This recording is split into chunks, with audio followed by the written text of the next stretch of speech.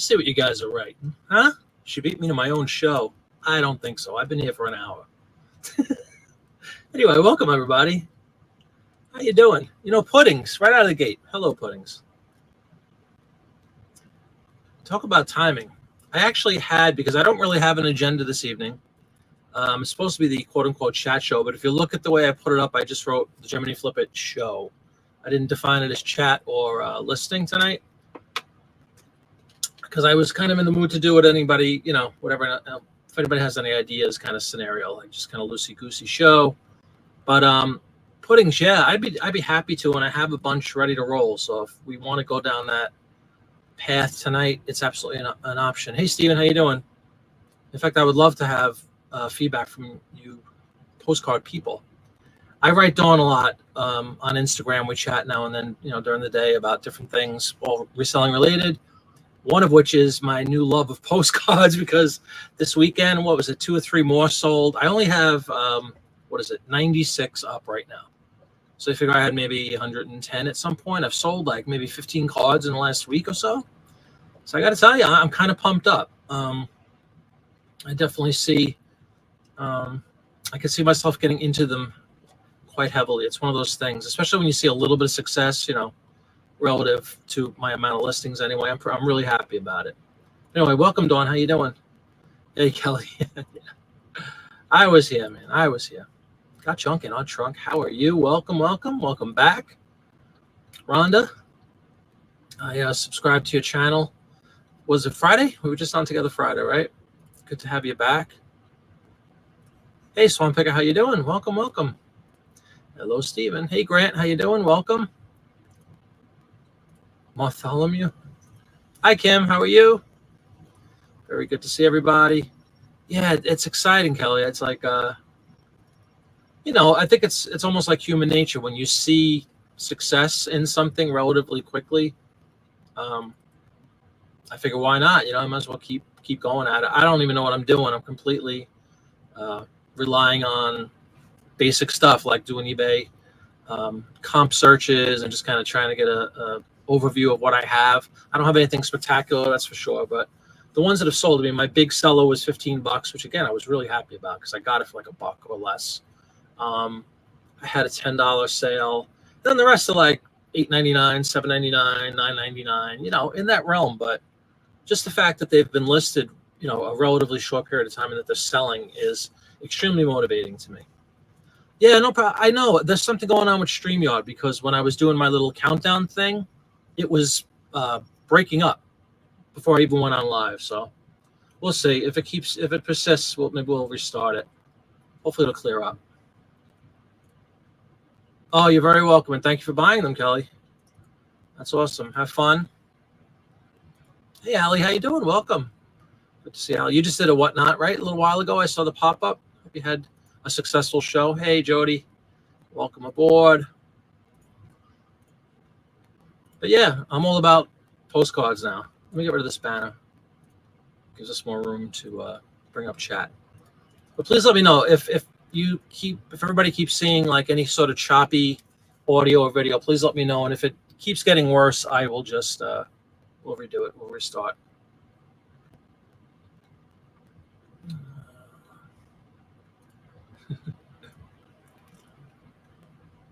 Oh, really? Yeah, I maybe it's just lucky. I mean, I'm not. Maybe my ignorance is a good thing. I don't know necessarily what they're worth. Again, you know, with the print ads and other things that I sell routinely, I have a general gist of what I could price things. You know, how I could price things. Postcards, no idea. Literally no idea. I have a batch of Disneyland cards from the 50s and 60s that I picked up from John Popeye a month or two ago and whatnot. I have another batch of, I think it was like 120 cards, which is what I've been listing and selling. Also picked up from John. And then what else? And then I always tell everybody about that Polish. I have a series of postcards. They're all from the same year, 1971, from Poland. From my wife's grandmother went out there, and she brought home all these postcards, and they were just sitting like in a photo album forever. And she gave them to me a few years ago, and they just kind of sat in a desk or desk drawer for a few years until, you know, I knew what to do with them. I didn't think they would sell at all because of the whole Polish language thing. And then, you know, John and other YouTube postcard people that I would watch shows on, a lot of people said they shied away from the foreign cards and you just stick with domestic. So I just let them sit there. And then when I sold one or two of the Polish ones, I got fired up. And then when I picked up the whatnot lots and I listed them relatively quickly and they started selling, I'm like, all right. So yeah, I'm thrilled with it. I mean, easy as pie, as everybody knows who does them, as far as storage and all that kind of stuff and shipping. And it's just amazing. What a racket. I got to get part of this. No sales. Oh, I'm sorry, Ellie. That's okay. What were you trying to do tonight? Was it kind of a mixed bag, or were you focused on one sort of product? Yeah, I see it. I see it, Puddings. Now, again, I don't want to keep saying the same thing over and over, but for me personally, I'm not always like this as a person, but in reselling, unless I know something is, we always talk about the term long tail. If I know my print ads, right? I know my print ads aren't going to sell overnight in the most case. So I'm prepared for that and I'm fine with that. But when I'm into something completely new, if I want to get vested into it, I got to see some bang for my buck. I want to see a return or two. So those initial postcard sales literally shocked me. I wrote Dawn, like I said, a few times, like, you're not going to believe it. I sold another postcard. And again, it's nothing to retire on, but it's just the fact that I can sell them. And I know Kelly's big on the numbers. So let's call it 15 cards maybe have sold out of 110. So what, like a little more than 10%? Pretty good. All within like the last 30 days they've been listed. So I'm really pumped up. Looks good to you? Hey, Treasure Maze. Am I still cutting out vocally? Audio-wise, I should say. I'm used to playing in bands and saying vocally. Most of the time, you just pick a number. You'll find a lot of cards don't have any comp. Yeah, right. Then you have wiggle room. I always preach that. Hey, Jeff. With anything, not just postcards, but I like to have a little bit of wiggle room so I can do markdowns or I can take offers and still, make a buck. Kind of like fabric. You learned it by looking up new fabric. Most sells $10 a yard. One just learns from looking. That's a great point, Sarah. Thank you. And welcome aboard as always. Yeah, just kind of dive in. I dig that. I like just getting into it. What the heck, throw caution at the wind. So many people are doing postcards, especially people that we chat with here, twice a week. So I know I could always go, hey, Kelly, what is this? And I've done that before. So I greatly appreciate the time he helps me with stuff. Yeah, you know why, Ali? Because you're going to get a couple of people that are interested in, I'm going to use my thing. A couple of people might be interested in records, a couple of people in Disney stuff, a couple of people in ephemera, and you kind of spread yourself a little thin. But hey, what the heck? It didn't cost you nothing to do your show, right? Yeah, you don't mind the foreign ones? Yeah, well, that's funny. I'm trying not to invest anything more in inventory until I get a store back up and running. That's a good idea. Drowning in old CDs. Oh, get the CDs up, Kim. Come on. Everything, they all sound like pretty popular things, right? The comic books, comic trade paperbacks. Oh, that's not a comic book, I don't think. I don't know the distinction between trade paperbacks and comic books. But I know CDs sell great. I just listed this evening a Nirvana box set thing that I picked up. It's like it's 3 CDs and it's 1 DVD, and it's cool. It's like in a horizontal box. It came out in 2004. It's like a best of sort of thing, but it's like early recordings and outtakes and all that stuff. Well, anyway, I've got it for $4 at a record store that I go to called Jupiter Records. There's a plug if anybody's listening. I go to Jupiter Records maybe once or twice a week, and I'm always, scouring through the CDs. So I got this nice little box set for $6, $5 or $6, I think it was. And they sell, 15, 20, 25. So I'm going to just flip that one. That's what I do. Flip it. Yeah, I'm sure that is cool. And Polish is just, some languages, I don't know how to say, like the Latin-based languages, your Italians, your French, your Spanish, you can sort of make out some words, but languages like the Polish language, the Russian language, forget Chinese and Japanese where they have symbols, but like those sort of languages really throw me because the letters are even completely, is it in or non-distinguishable? Indistinguishable? They have letters that don't exist in the alphabet, so I have no way to even like phonetically try to spell this stuff up. So you're right. Google Lens would be a good thing. Thanks. Yeah, like I said, maybe I'm just getting lucky, or maybe I'm just riding the coattails of other people who are succeeding on postcards, and they're just a hot item right now. I'm not really sure. Well, one at a time, Kim. Get the CDs up. Definitely get the CDs up. Are you familiar with Discogs, Kim? If not, let me know if you need help. But there's a great site, discogs.com. It's a great place to price and do research on. I do primarily records and 78s, but you can do CDs as well. You can get all kinds of information on your discs, which makes for a better listing on eBay, or you could even sell right on Discogs. I have a video all about selling on Discogs, so check it out. You quit doing international shipping years ago, so you don't list many foreign cards. Oh, okay. Did you have some bad experiences, Stephen, with the international stuff? It's still crackling, huh? What's going on there? All right, hold on. Let me do some dummy check stuff on the audio. It's the same thing I do every show. But hang on one second, guys. All right, I might go muted for a moment.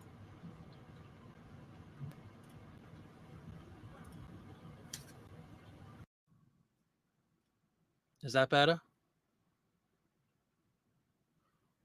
1, 2, 3. Let me know if that's better. Yeah, it can be for sure.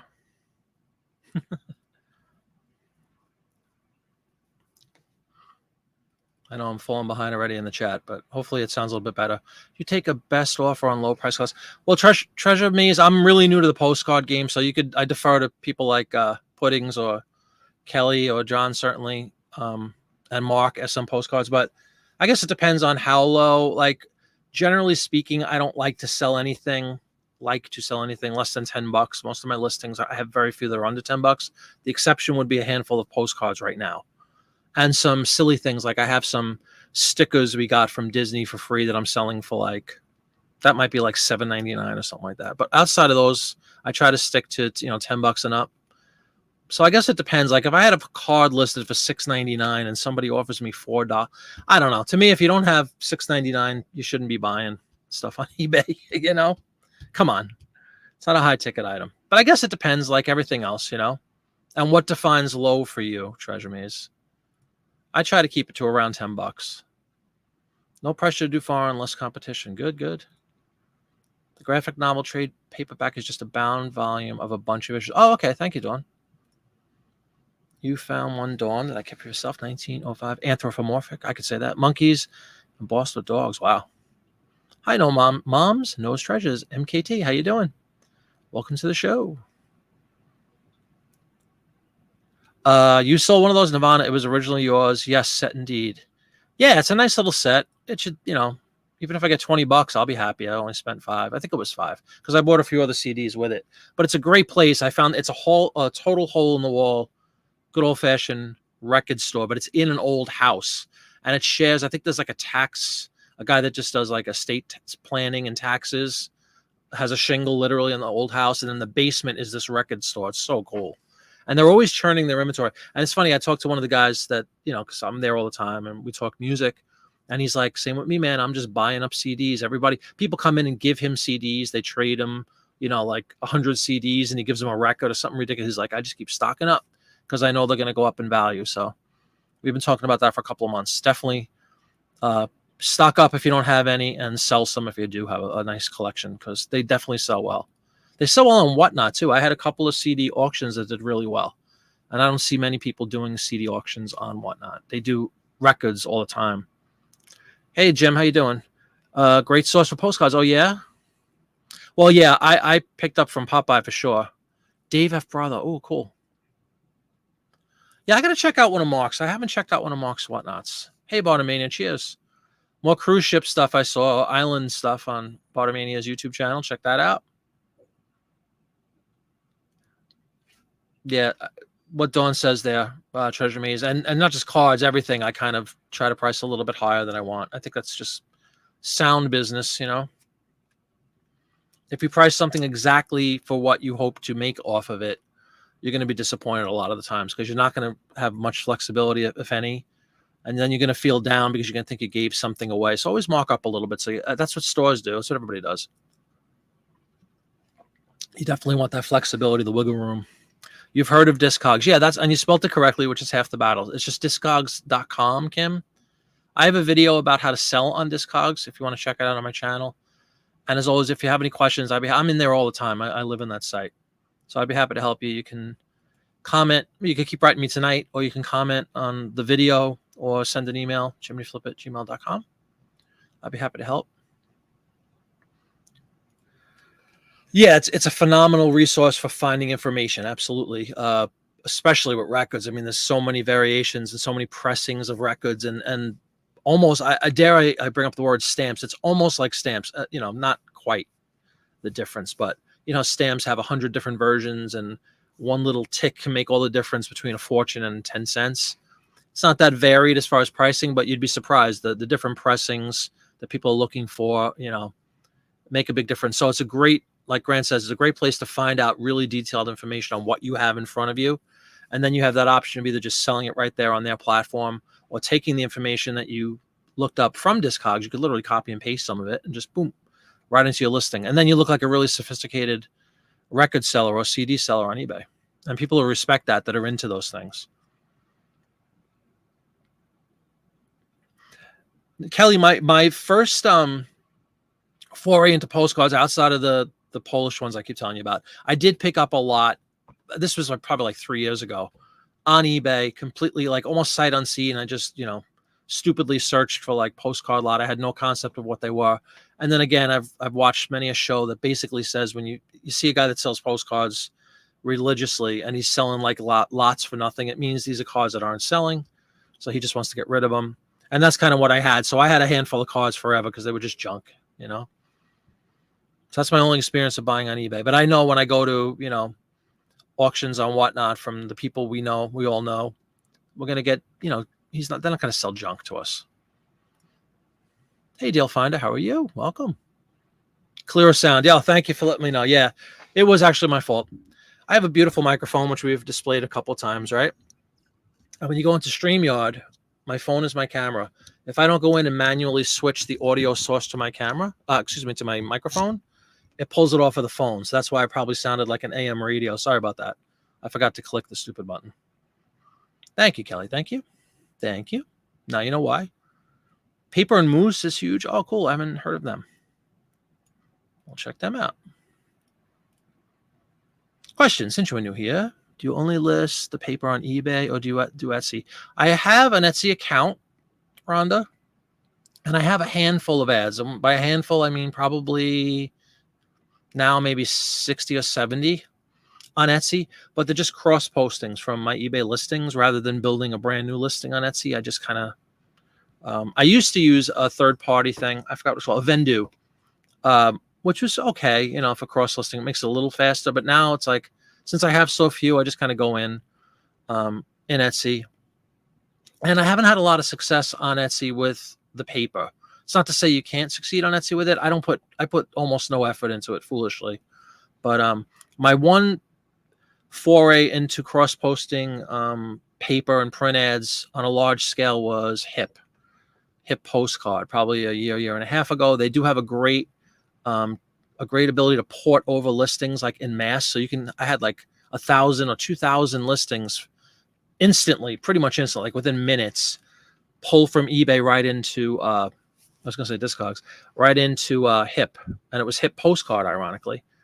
But I'm sure most of you guys know who have watched for a while or have dabbled in Hip. Unfortunately, I don't know, they don't have a lot of traction out there in reselling land, or in not reselling land, but in buyer land.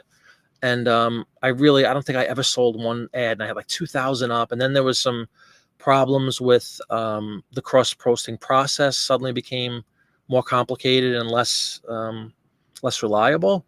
So I kind of bailed from them. Unfortunately, I was really high on that. I had hoped, to really take over almost on that, because it's called Hip Postcard. And then they expanded slightly into ephemera, of which my paper stuff was considered ephemera. But I don't mean to bore everybody with the logistics, but it was like eBay has 1,000 categories, as we've seen on all the listing shows, right? For advertising dairy, advertising automobile, advertising airplanes. Well, Hip didn't have a comparable landing spot for all these things. So when there wasn't an exact match, they would just like kind of drop off. So a whole bunch of stuff got listed or wasn't listed properly. So I just bailed, which was really unfortunate. I had high hopes. Let's see. I'm not saying I'll never go back, but unfortunately, they weren't very good for me personally. When you get quantity up in postcards, people will buy them in bunches. That's what I'm hoping for. Three people buy 10 or more postcards at a time. That's awesome. Nope, don't mind that. All day, every day, puddings. Absolutely. I love that concept. It's happened with ads too. And Dawn could speak to that because she sold a bunch of ads fairly recently to one buyer. But yeah, that's what I'm hoping for, is the multiple purchases. That would be great. And you're right, I need volume. Used to do tons of international shipping, but tired of all the hassle of people complaining about shipping prices. I get emails like that. Not emails, but messages within eBay about that. People from England usually, which I'm a big fan of the country. But always kind of complaining, like you just said, like it's, I'm trying to buy a $15 item from you and it says postage is $40. Surely you can do something about this. No. I definitely get that. It's a bit of a hassle. Oh, you're welcome, Kim. With Discogs, I guess you're talking about, right? Yep, I love that. I abide by that as well, Kelly. Yeah. Like I did with HIP. I eliminated HIP. It's a kind way to put it. You're on 5 platforms. Wow.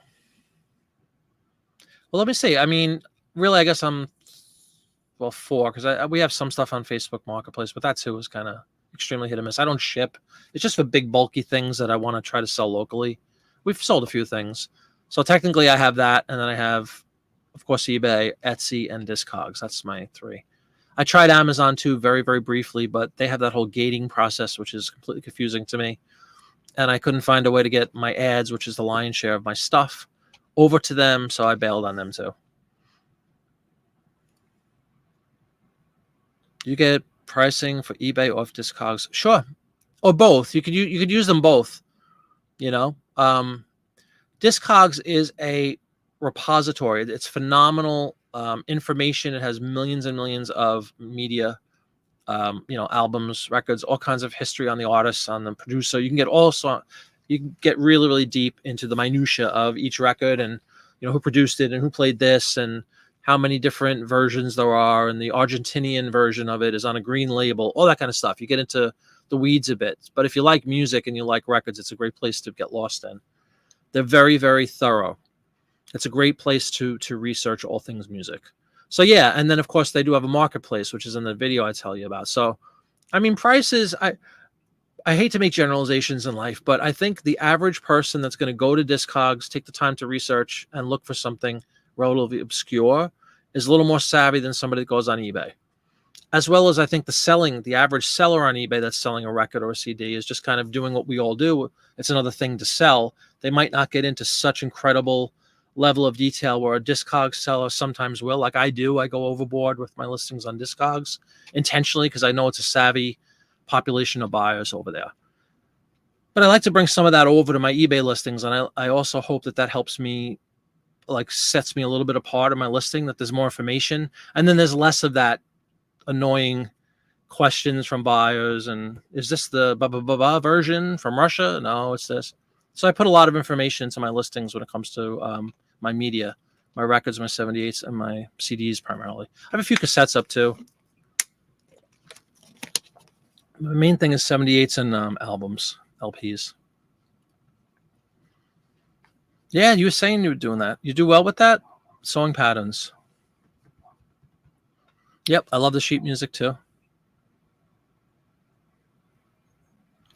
Yeah, there's probably a lot of that. Like, I think people have expectations when they go to certain sites that they're going to find this on one site and this on another. Like Etsy is more for the homemade and, crafty stuff.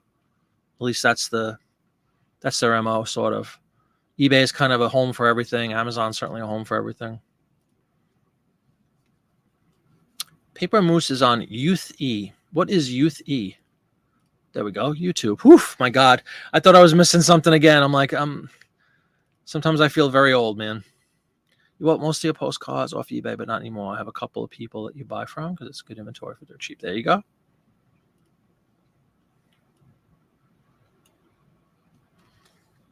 Stereo reviews on there, but most of those are on eBay. Cool. Your paper and ephemera is all on eBay. Used to sell on HIP, but the API went eBay. Yeah, exactly. That killed me too. And even for me, it wasn't just the, what Kelly's saying basically is if it sells on one platform, it's supposed to automatically delete it from the other, so you don't have that dreaded option of, oh my God, you sold a car today and now the same buyer wants to buy it tomorrow and you forgot to delete it from eBay or whatever. Yeah, they had a big problem with that. I'm sure it cost them a lot of business. Mine was on the front end. Mine was just trying to get the stuff over from eBay. It was screwing up because, like I said, there wasn't good matches for all the millions of categories on eBay. And they had, to their credit, like the people the person I was talking with at HIP, like their customer service division or whatever, were very helpful. And they kind of threw their hands up. They apologized. They said, eBay's a behemoth compared to us. We just don't have that level of detail yet and all that stuff. But so unfortunately, I had to bail on them as well. I still have a HIP stamp account for some stupid reason. I've heard of Del Camp on Don's show, Dawn, but I don't know anything about it. If anybody does,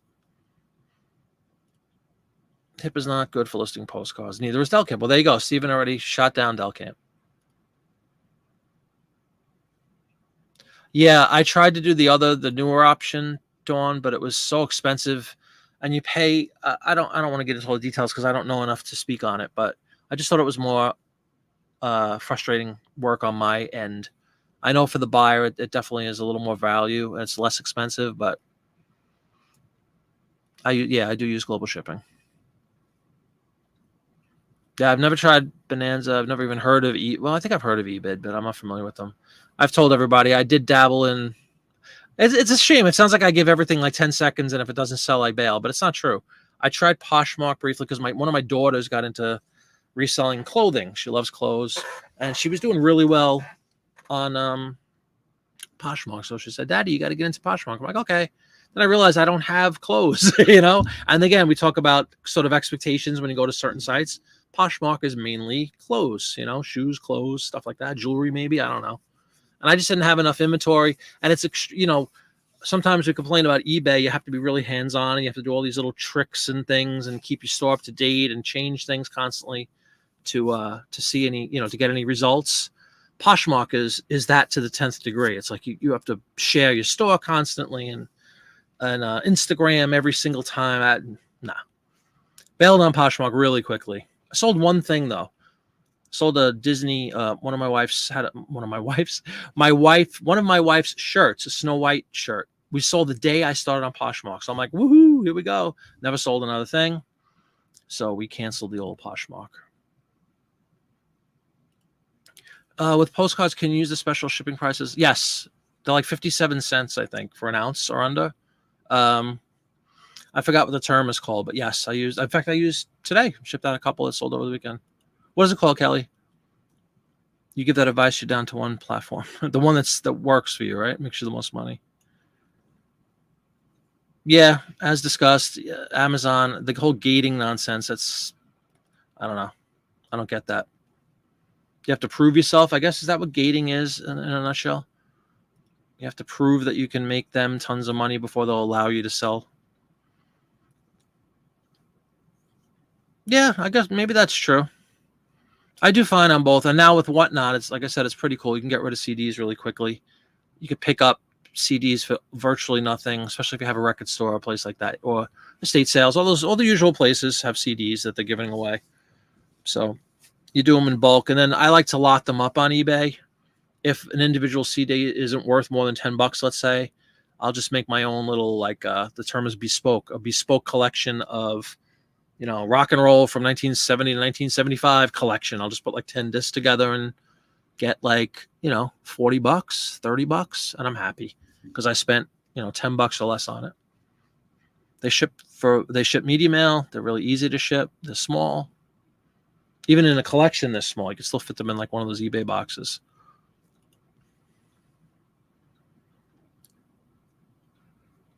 Yeah. Dawn has a beautiful Etsy store, which we've discussed before, but check out Dawn's Etsy store. If you want to put a link, Dawn, please do. Really is. It's a really attractive, inviting looking store. My wife made a purchase. eBay standard envelope. Absolutely. Yes. Do you have that in Canada, Dawn? Do you have the same option? If you sell the right things on there, never had a lot of luck with postcards. Baby, there's a good way to put it. Yeah, you have to handhold, right? The listings a lot. Which I definitely don't do on Etsy. I literally just cross-listed a bunch of stuff and kind of let it just sit there. And I'm, very pleasantly surprised when once a month or twice a month I sell something on Etsy. I had one day a couple of weeks ago, I sold 2 things on Etsy in the same day. It was the first and only time that's ever happened to me. But again, I have less than 100 listings. I have like 60 or 70 listings now.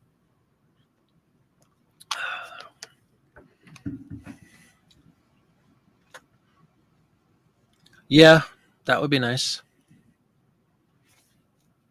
You could never keep your listings accurate. Have 20,000 on eBay, but HIP would only show like half. Yeah, it's a lot of hassle, right, Kelly? And then again, you run the risk of missing one or missing several, and then that could affect your rating on eBay, which is precious. Your seller rating. Dawn is a Poshmark, but she doesn't use it much. She used to listen like a year. The constant sharing thing is extremely irritating. I agree totally. We have a lifetime account on eBid with unlimited listings. That's good, but does anything sell? That's a platform I've never even heard of.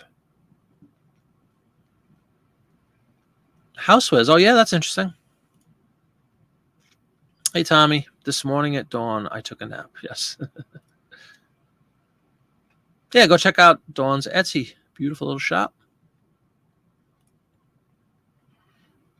Surprise, surprise. Yeah, I was talking about that a little while ago, Tommy. I used Vendoo for a bit. It's pretty good. They have a free thing, which is ridiculous. It's like maybe, what do you get, 5 or 10 you could do a month cross for free. I had the, what was it, 200 a month or something. I paid a few months, but I didn't sell enough on Etsy to warrant it. I'm like, I'm just wasting money. But it is pretty cool. Marty, I forgot your question already. I'm sorry. I forgot I asked you a question. Look, a face to the name. Very inviting store. Yes, it is a beautiful store. Absolutely.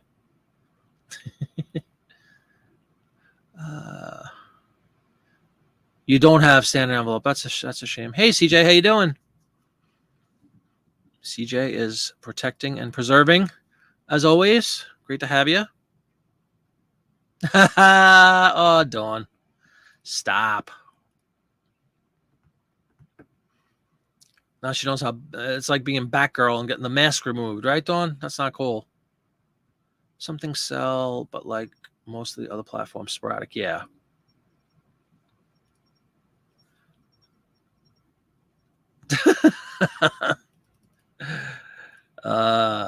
Did you change your profile to an owl? That's kind of funny.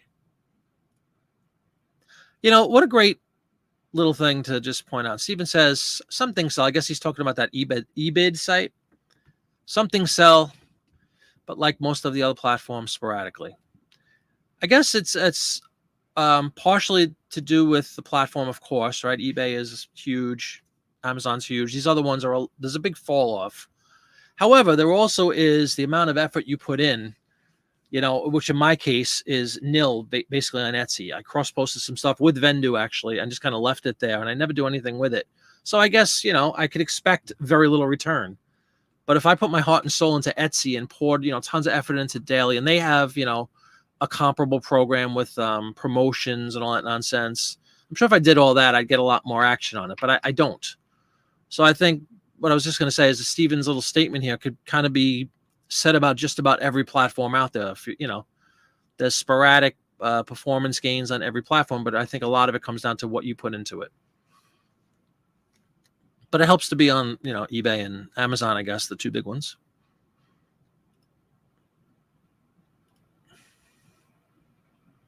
She probably did. A little quick action. Oh, no problem. Hope everything's all right, CJ.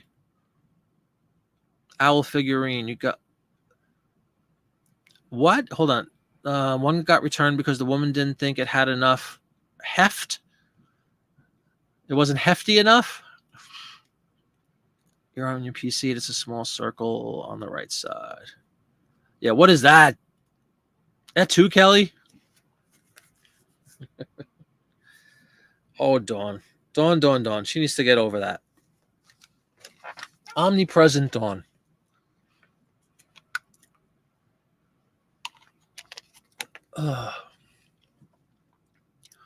But yeah, to the point of the first point made on tonight's show, which hopefully I could still retrieve. Pudding's postcard says, Marty, have you ever thought of having a postcard listing show? Yes. especially when I have all you guys on with me. I'll just going to pull something up, and you guys could say, "Ooh, that's the Wachusett River in Indiana, 1910." Thank you, and I'll just list it. I won't have a lot to offer as far as advice or information. It'll really be like basically you guys listing it for me, with the hopes that collectively we all learn something. Maybe she wanted to use it to hit someone. Good. I'd probably sell again, right, Dawn? Hopefully. If it was good enough to sell the first time. But yeah, I'm definitely down for bringing up some postcards. What I did want to do, I was going to do this before the question came in from Puddings about, hey, do you ever think about a postcard show? Remember on Friday, if you guys were watching Friday, I talked about some photos I picked up on Whatnot from Michelle. I don't know her exact Mermaid Treasures, Lori's Mermaid Treasures. No, Mermaid Treasures is Michelle. Singing Mermaid is Lori. Sorry, I got to get my two mermaids here. Well, anyway, I picked up a nice lot of photos from Michelle, and I wanted to kind of ask the group. I was curious on Friday if anybody out there has any knowledge of Air Force planes, like how to distinguish them. I know that the tail has like a series of numbers on it and stuff. I was going to bring up a couple of those pictures and see if any of the crack team here had any experience looking up airplane information so that I can list these photos. They look very relatively recent, the photos. It's not World War II. They're bright and in color. They look like they could have been taken yesterday, but I don't know for sure. So we might pull up a couple of pictures if anyone wants to take a look. Maybe Steven, but if that's the case, it should be the glass by the ashtray I listed yesterday. That thing could brain a moose. Man, what are these comments, these expressions? That thing could brain a moose. What does that mean? There you go. Yeah, exactly. And make me an offer for 12. Yeah, keeps it simple, right? Oh, yeah, Steven, absolutely. I sell them all the time. I sold, hold on. That sounded intelligent. I sold on, paid and shipped. Over the weekend, I sold a couple of them. I sold one from, you're talking about the new ones that we just listed a couple weeks ago, right? It was Saturday Evening Post from 43.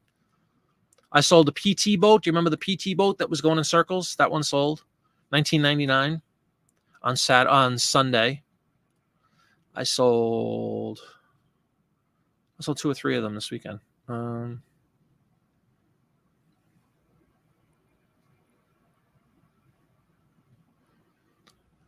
My goodness.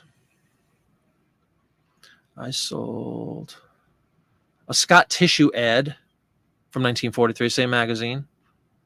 I sold American Railroads, When the Lights Will Go On Again, Until the Lights Go On Again. Yeah, so I sold a few of them.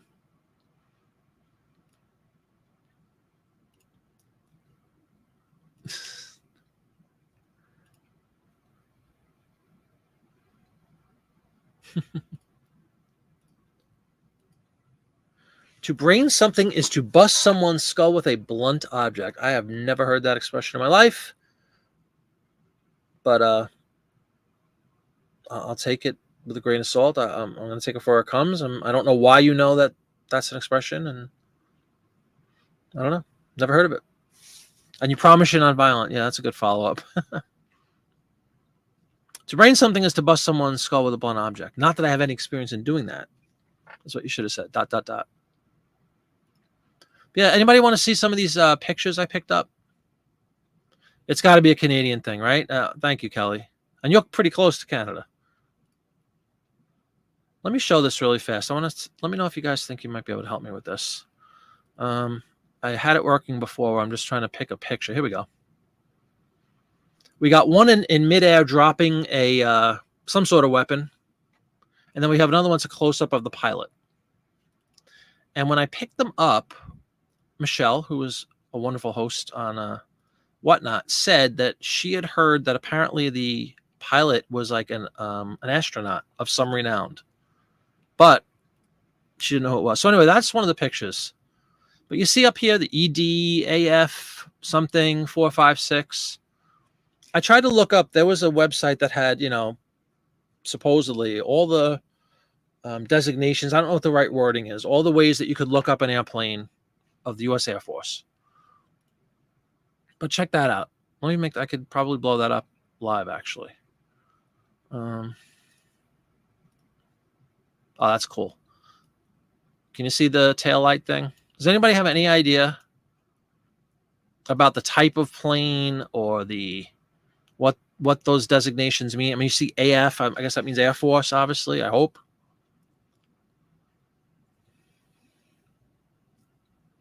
I'm falling behind. Sorry. Let me try to catch up in the chat. Grant says, don't list Texas license plates on eBay. My listing for a novelty Texas Alamo, I guess that meant Alamo, mind you, without any numbers on it, was pulled from eBay. Yes. Oh, really? And what was the rationale, Grant? I'm curious what that thought process was. An old expression. I never heard that.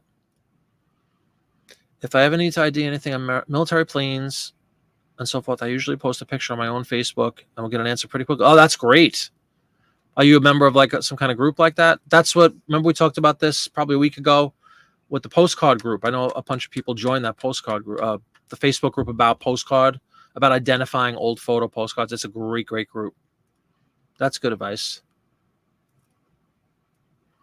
I'm going to keep scrolling down until I see, I don't know if anybody had a chance to look this up or has any idea where I could go to look this up.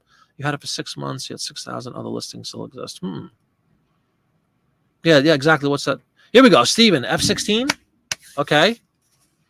That's part 1, right?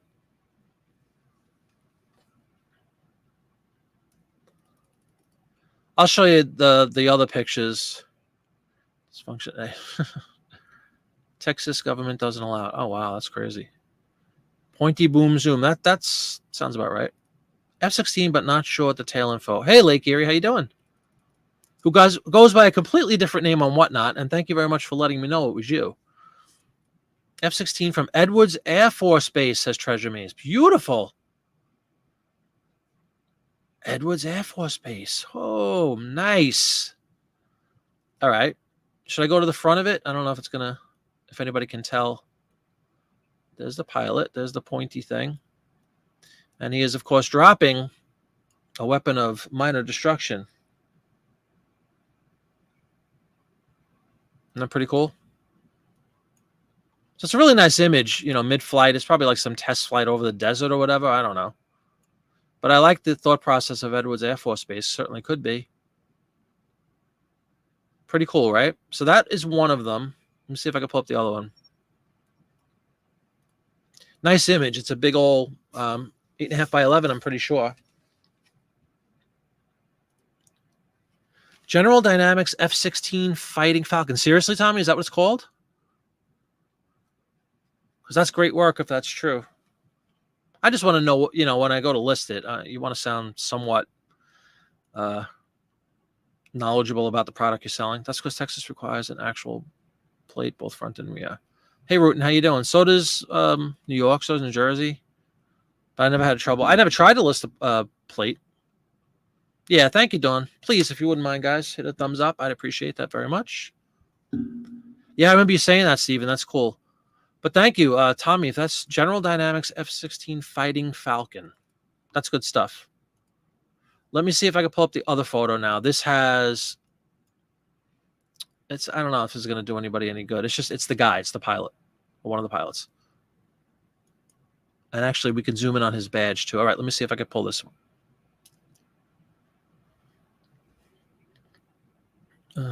Try to get this going here. StreamYard. Save. Share. Share screen. There we go. Pick up this debonair gentleman here. There we go. So there he is. This is, Michelle had said, supposedly this is a astronaut. And that was his plane. Well, the series of pictures are all the same plane, same guy.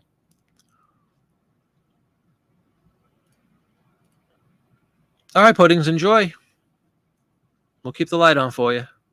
You live 5 minutes from Dover Air Force Base. I know it makes my house shake. Oh, wow. You know what? I probably drove right past you. I don't know. Is it Dover? Maybe it is. I do shows, you know that, Tommy, right? And we played in Bethany Beach, and we played in Ocean City, Maryland, and we passed an Air Force base. I never noticed what the name of it is, but probably right where you live. Probably is Dover.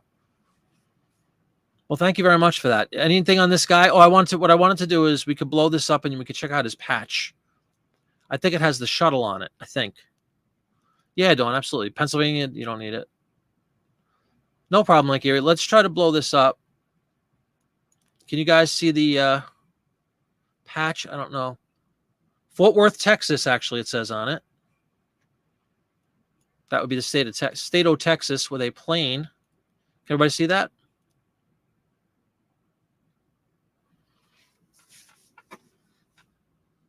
I know Houston, obviously. Houston, we got a problem. So Houston is a possibility. I'll write some stuff down, everybody. Yes, exactly. I know. Yeah, it's a Texas patch, Tom. You see that? It says Fort Worth at the bottom. I can't quite make out the top, though. We'll see if we can blow it up a little more. But it looks like it's a map of Texas, if you see. And then there's like a jet in the middle of it. All right, Dawn. Hurry back. Hurry back. Yep, Texas patch.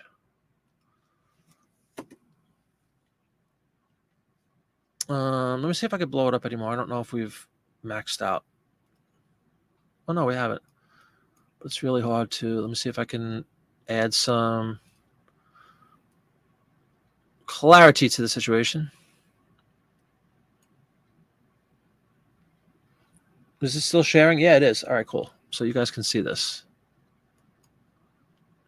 I'm trying to read the top. Can anybody make this top portion out? The bottom definitely says Fort Worth.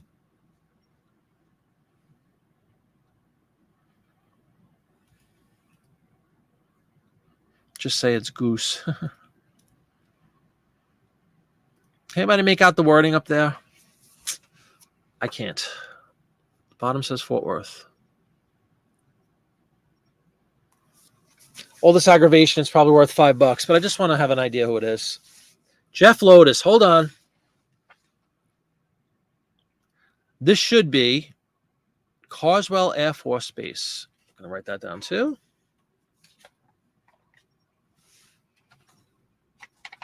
Closed in 94. All righty. I think I have a couple more. I'll show everybody the other ones. We'll try to piece this puzzle together. There we go. Carswell.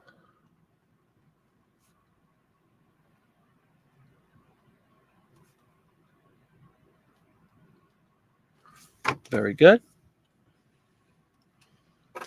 Good call, Kelly, maybe. It's actually the first time I noticed the patch. I didn't do a lot of deep diving into these pictures yet. I was going to do it as part of the show Friday, and I forgot to do it because we were listing. I wanted to do kind of what we're doing now, do a little research together. But that's that one. It's all right. So we know the guy's Texas Air Force Base or whatever. Let's see what other pictures I have. Do I have any more pictures? My screen froze on my YouTube. Am I frozen?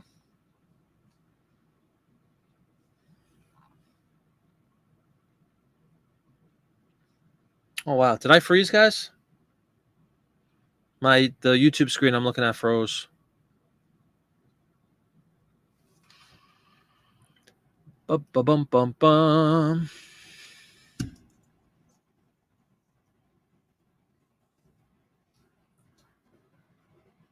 Oh, man. Can you guys still hear me?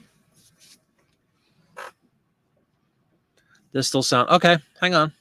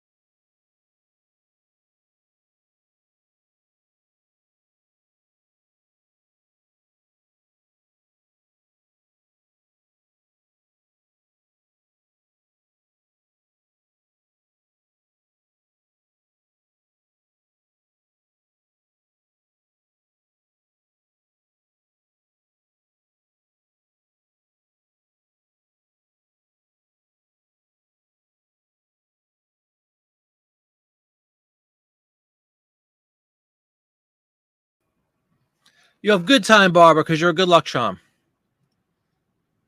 Hi, everyone. Can you hear me? Can you hear me?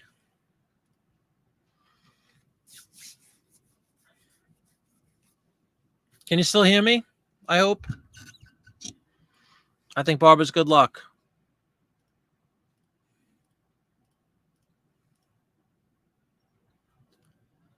Thank you, thank you. Can you guys? Oh, you hear me? Okay, cool. Thank you, CJ. Sorry about that, everybody. I have no idea what happened, but when in doubt, just reset it, and it worked. Deal Finder, how you doing? I knew something was wonky when we first started with the sound thing, so who knows? Jeff. Feel free at any time. Well, anyway, sorry about that, everybody. Bartholomew. That's all right. Could have been worse, right? All right, let me try this again. What were we trying to do? We were trying to pull up another picture of this airline stuff. Let me see. Again, it might not even be worth the effort, but I mean, the next shot, yeah, I'm not even gonna show. The next shot is like they're working on the wheel or something on the bottom. Almost looks like a mechanic.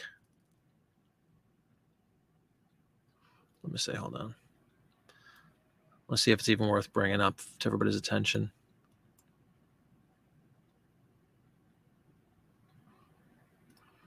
I'm going to go with what Tommy said and the fact that it's this, what is it called? Carvel? I can't even read my own handwriting. I'll look in the chat. The Air Force Base that was referenced. Well, anyway, that was fun. Real life research. I got a couple of pictures. I think there's 5 of them that I picked up. But at least that's something to go with. Thank you to all who played and tried to help out. You guys want to look at any postcards together? Wink, wink, nudge, nudge, and watch me list. I mean, list them for me. Be happy to bring up a couple. Memphis Blazer, how you doing? Welcome back. Thought you were out buying postcards. I was telling everybody earlier in the show that I've caught the bug, the postcard bug, at least a minor case of it. Because I've listed a handful and sold a handful relatively quickly, so I'm kind of inspired by all that. And I was asked early on in the chat if I would consider doing a postcard listing thing. So maybe we will.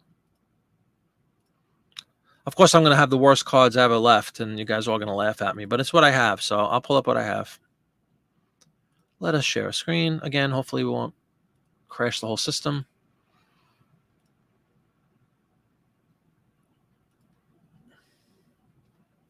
Oh, yeah, that's right. I forgot to mention that, Dawn. Thank you for mentioning that.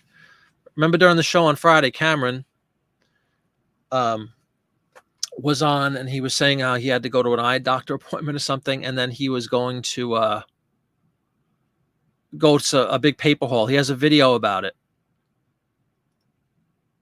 And same with me, Dawn. It's funny. I watched the little teaser thing for 2 seconds, but I haven't watched the whole video yet. Posted about a big purchase today. I haven't watched it. Yes. Hey, John. Yes, you heard postcards. Getting into them, man. I got, like I said, a mine. I don't know if I have the bug officially, but I definitely have a little case of it. Incredibly inspired by selling about 15 out of the first 100 I listed, something like that, within like a week or two. That's pretty cool to me. Hello, hello. Legend, yes. Hello. I'm being drawn in, man. I can't help it. The force is strong. I'll tell you, there must be something to this thing, huh? Everybody's getting into it. You can't beat them, join them. They really are cool. I mean, it could have been anything, but the fact that it's something, as everybody's described, that's so small and so easy to list and so easy to scan and so easy to store and so easy to ship, how do you not try to get into it? And the fact that I got a couple of cards sold under my belt pretty quickly, I'm definitely pumped up. I can see the attraction. About 10 people left my chat just because I didn't have a camera on for 5 minutes, huh? Picky bunch. You weren't entertained by my wallpaper? Yeah, it is cool, though. Yeah, I'm going to check it out, too. Come to Dockside. We have cookies, but you're surrounded by cookies all the time. This is true. Last thing I need, like a hole in the head. I need cookies like a hole in the head. Although I did polish off the last of the batch of oatmeal cookies prior to showtime. One of my early resolutions for the coming year. What are we, 3 months early? 4 months early? No more eating live on these shows. All I do is choke. Increasing numbers of postcard creates storage problems. That I've heard. But at my meager level right now, it's more than manageable.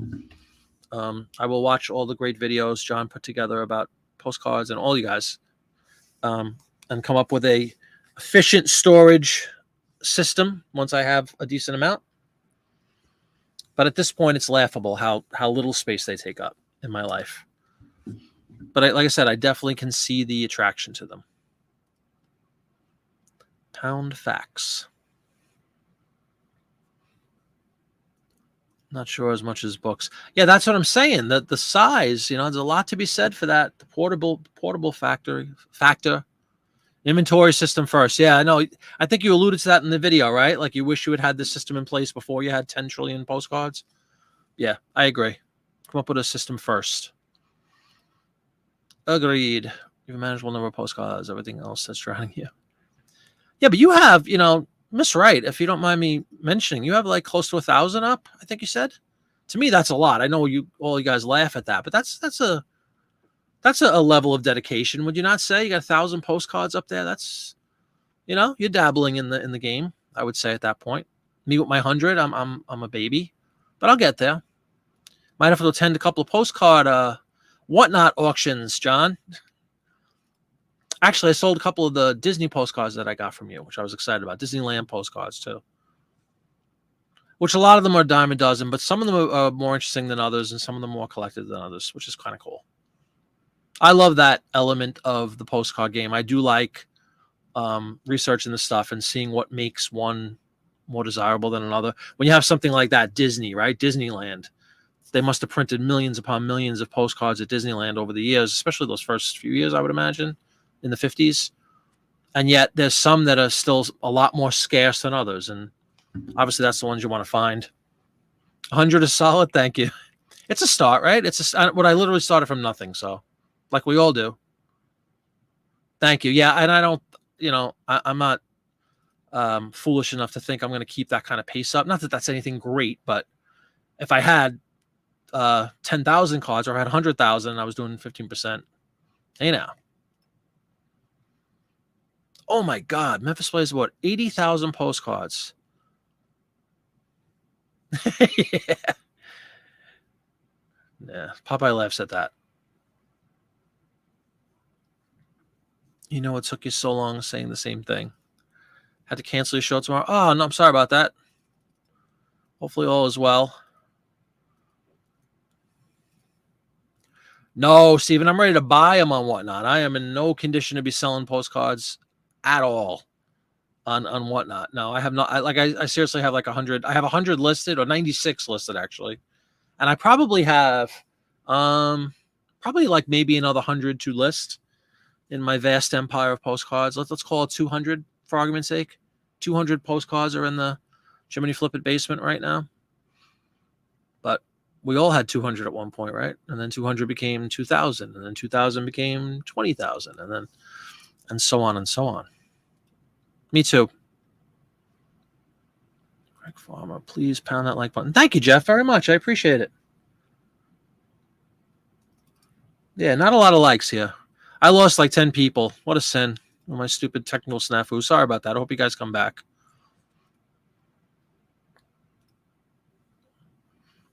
It is pound. It's the pound sign. You tell your customers pound and they have no idea what I'm talking about. I say hashtag and they will like. It must be, I don't know where did hashtag come from? It's the pound sign, right? Or the number sign, really. Automated phone, yeah. Number sign, sure. All right, should I pull up a postcard and embarrass myself?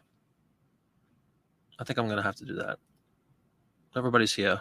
Everybody's expecting it. Excuse me as I try to find my postcards. Inventory system, as John said, crucial at the onset.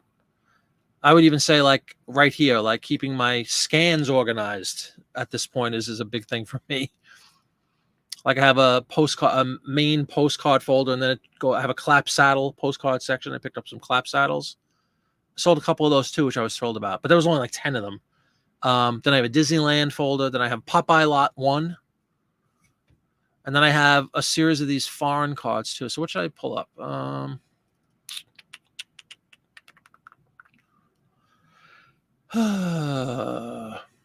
I mean, there really is a great opportunity to ask you guys some questions when I pull stuff up. I mean, I see the white border stuff. I know the distinction between, I'm going to sound like such an idiot, but I know the distinction between, what is the wording? Divided versus undivided. I'm trying to find something that's fairly interesting. I listed the ones I thought were good. This is somebody's house. Let's look at this one. I think it's Pennsylvania. I'll pull this up, and then I'll share the screen. Did I just freeze again?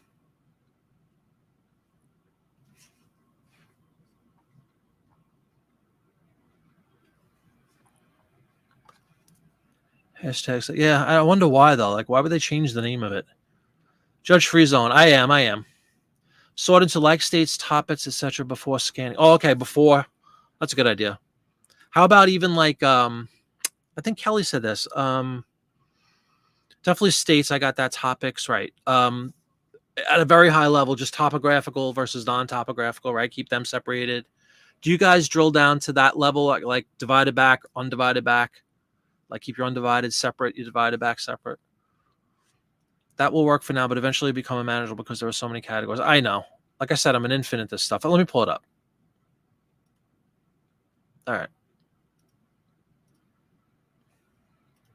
What we have here is a town not too far from where I live. Log cabin, first house in Downingtown, Pennsylvania. Clearly not a real photo. Are these tinted? Is this just artwork? What would you guys say right out of the gate? It's got some issues, obviously. A couple little dents on the sides and stuff, little scratches. And there's the back. Is this considered a divided back with that one little stupid line? I think it's Bucks County, yeah. Downingtown is right on 422. Schuylkill River, which you'll see all the time. I'm just trying to, again, high level here. Like, is this divided back because it has this one little line or no? It's posted 1911, which I know doesn't mean anything anymore. Like, sometimes, in fact, Kelly helped me with that. I had an older card. I knew it was an older card, but it was postmarked like 1950 something. And he's like, don't worry, that happens all the time. They might have had their postcard for 40 years and then finally used it. Pretty much any town in Bucks County is a bolo. Seriously. First one out of the gate, I picked a decent one. Condition's kind of crummy. Not crummy, but you see this, obviously, right? But look at how nice. I mean, this is the good old, I know everybody probably has one of these now, but the good old duplex scanner. ES400 comes out really nice, front and back. Definitely antique, people are saying. All right, so it is a divided back. Even that one little slash makes it a divided back, correct? Anything that splits message from address. Okay, cool. Right, and it says right there, this half for message, this half for address. It's posted 1911, but you guys think it dates like a decent amount of time before that? There's no real way to know, right? Bucks County. Let me go back to the chat. Sorry, everybody. Yes, it's divided back. Thank you. Definitely antique. Thank you. Divided back. Colored. Yeah, exactly. Is it a colored photo? That's what I'm trying to discern. Things like that. Like, I don't know if that's like a watercolor. Is that a real photo that was tinted? I've heard the term tinted. That's good to know. Thank you very much, Popeye. Half the message. Yep, got it. The only topics you do are aircraft. Oh, I didn't realize you were that specific, Kelly. I thought you sold all sorts of. But that's pretty cool. Love the choo-choos. There you go. Dawn with the video. Inventory system. Awesome. Thank you. Alrighty. Photo tint. So it's a photo that's been painted, right? Hand painted, I would imagine at that point, or were they like mass produced, printed? You do states plus those topics. I got you. And Memphis says he doesn't usually deal with tints and hand colored. Is there a reason? Are they just crappy cards, or is it that what makes you not like them? It's just a colored litho doesn't look tinted. You could tell a card is hand tinted by using a magnifier. Okay. I have picked up long ago for my stamp dabbling days, the Jeweler's Loop thing. So we could check that out. But it's really important to indicate all this stuff up front, right? I would imagine.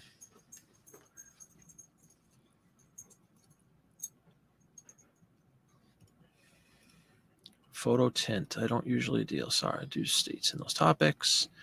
Just called litho. Doesn't look tinted. You could tell a card is tinted by using a magnifier. What are you looking for on the magnifying? You got boxes sitting here. Just need to sort by critters, by land. See, yeah, I have tons of cats and dogs. That's cool. I don't think you need to worry about that part. It's not a real... Right. Okay. Yeah, I know it's not a real photo. Look at a magnifying glass. You see a bunch of little dirt. It's a lithograph. See the colored squiggles or a smoother litho, but you could tell. Ah, okay, right. You can see physical brushstrokes. Cool, thank you. Oh, wow. You worked in a large printer. Very cool. Orly. It's given them a ton of cards from only 1900s. Look, okay, so this is a typical card of that time. Yeah, I wasn't thinking it was a real photo, Lake Erie. I just thought I was trying to I'm trying to get terminology straight in my own head about tinted and all that kind of stuff. So I didn't know if that was the right term to use here, if it was tinted or colored, or I don't know. Like, was it a real, not a real photo postcard necessarily, but is an actual photograph that was painted over, like John said, but where you could see the strokes? That's all. I'm just trying to get terminologies. Dots, not dirt. Okay. You probably see some dirt too. All right, cool. Well, John's telling me this is a good area, Downingtown, Pennsylvania. Log cabin, first house, Downingtown, Pennsylvania. Do you hear a puppy? Not in this house. You heard my wife say goodnight a moment ago, but she doesn't speak canine. All right. Postcard, I understand, goes in the title. I was asking questions about that, whether it's redundant to be in a postcard category and write the word postcard.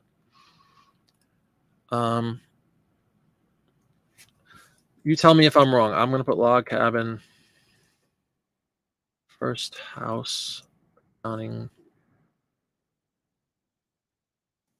Should I put Bucks County in there, John? That's a bolo of sorts. This is pretty close to where I live. It's like within an hour or so. Let me make sure it's Bucks County. I'm pretty sure it is. Before I say that.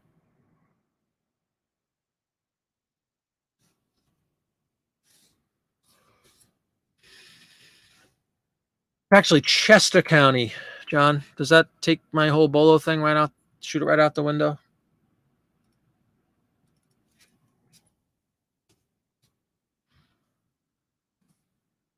What do you guys think?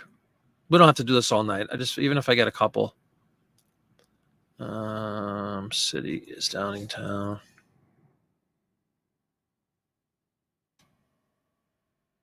But yeah, sure. Pennsylvania. Some of this stuff is pretty self-explanatory. Theme. Was this posted or not? No. Yes, it was posted. Posted. Divided back. It's not a white border. It is a divided back 1907, 1915. Year of manufacture, we really don't know, right? Yeah, exactly. It is a rich Philly suburb, yes.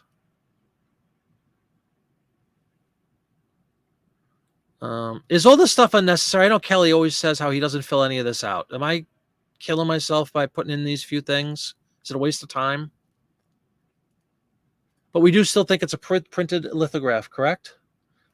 If you have room, put Chester County. Yeah, I put Chester County. How does that read? Log cabin, first house. Is the first house or home? First house in Downingtown. I put log cabin, first house, Downingtown, Chester County, Pennsylvania postcard. You don't fill it out either, John. Well, John seems to concur with you, Kelly. So you think I'm going to go against you guys? You're crazy. I don't remember if I borrowed this from anybody, but I just have consistent condition is consistent with an old antique paper postcard. Please refer to scans for details. I figure that kind of covers all bases. City is not Chester. City is... All right, so all this is unnecessary. Subject cabin, that's cool. Then I won't waste my time. But doesn't this matter at all, posted versus unposted and all that? You want to have that correctly put in, I would think. Or am I just, again, maybe I'm wasting my time. I have very little in the way of description so far. I just write standard card. I don't even know I have comes from smoke-free home. That's stupid. You don't use them. Okay, cool. But you guys use, what is it called? 6-bit? But if you were to list like this from scratch, neither one of you would put in all that stuff. It's a cool image. I mean, just the fact that it's the first house and it's as John put it, a rich Philly suburb, which indeed it is. Not rich, but it's a well-to-do area. I thought this was just my thought process. Again, if I'm wrong, shoot me down gleefully. I'll accept getting shot down. My thought process was, because I'm new at it, maybe I should get used to some of these fields and filling them in just for the repetition of doing it and all that kind of stuff. But if it's just busy work and a waste of time, then I have no problem blowing off this stuff. If you guys sell the way you sell successfully,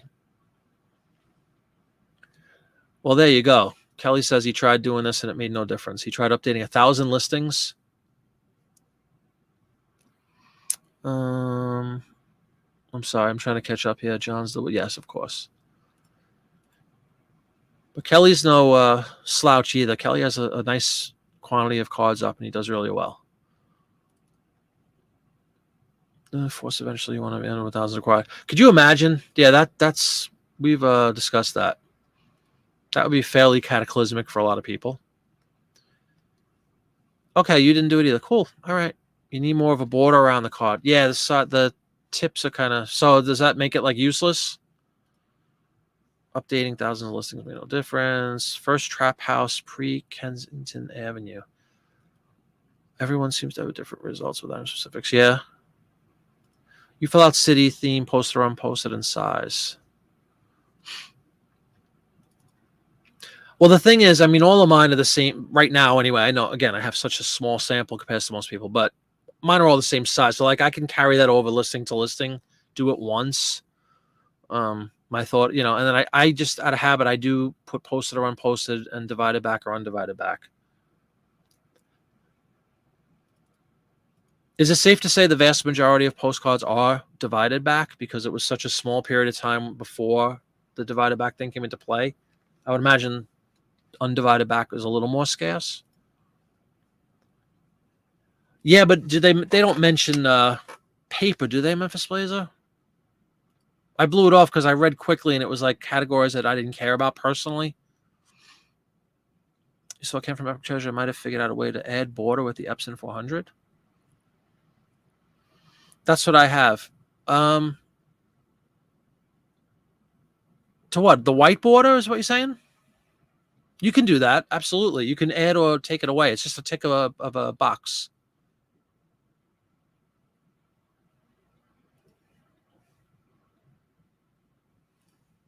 And future scans just increase. Oh, you're saying my scan isn't good. I'm sorry. I thought you meant that the card itself. You wouldn't worry about what you've already done. Okay, cool. Yeah, there's an option. I can actually put like the white thing around it automatically with the ES400. And that's the dimensions. Gotcha. Good advice, though. Postcards moving from Topo Nam. Get out of here. They just did the thing to go down to those two. They're all going to one now? It's just postcards, period?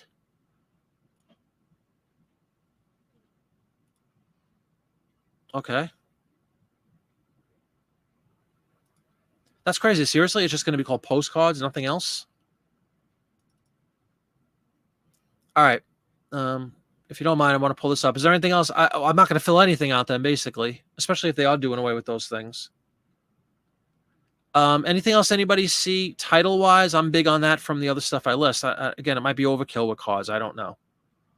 But am I missing anything that's like a key element of this photo that I should include?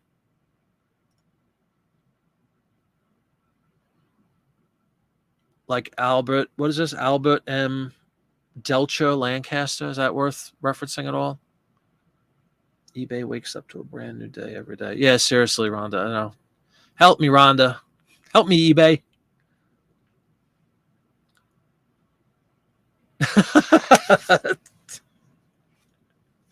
Steven with the quote of the night. Pretty soon, everything on eBay will just be in the category things. Might make it easier for us. Who knows? It's crazy.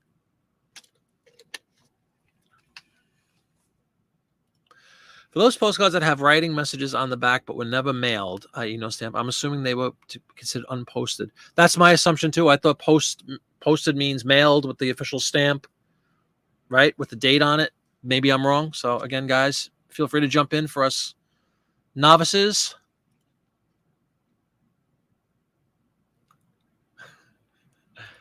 Hey.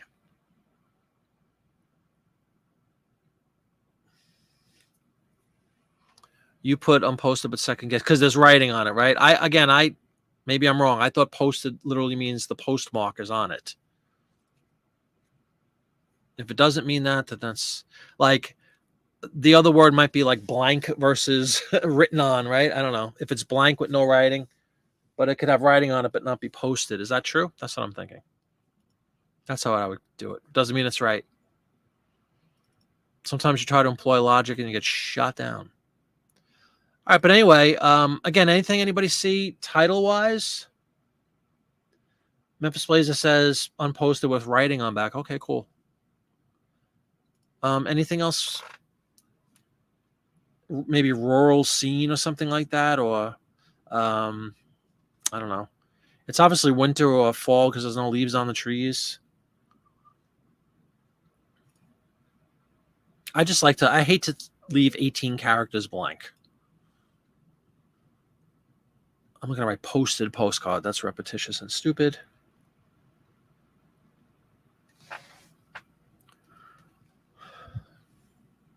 I guess not. Nothing else, everybody? I'm going to put winter scene. It's not winter scene. People would think snow, right? Did I put log cabin? Yes, I did. Log cabin first. House, Addington, Chester, Pennsylvania. Postcard.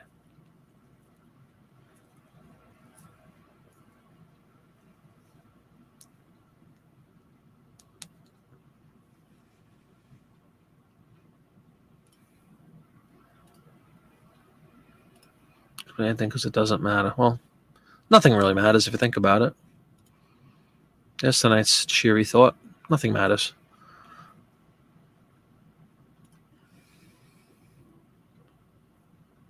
Yeah, I know. That's probably going to create a whole bunch of issues. I wonder if they really do that, maybe they'll take away a bunch of those specifics so we don't have to worry about them. Postcard. Period.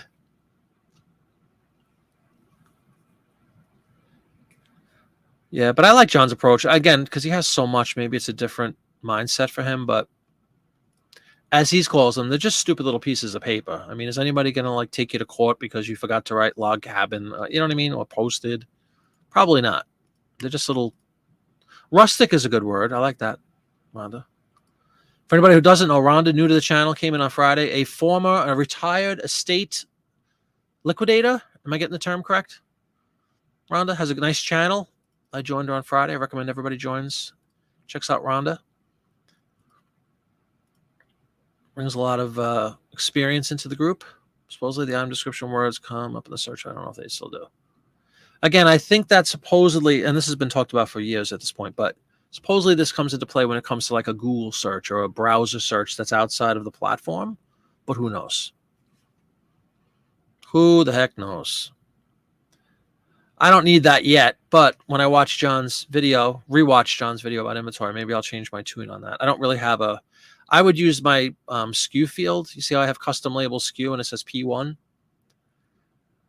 That's how I organize mine.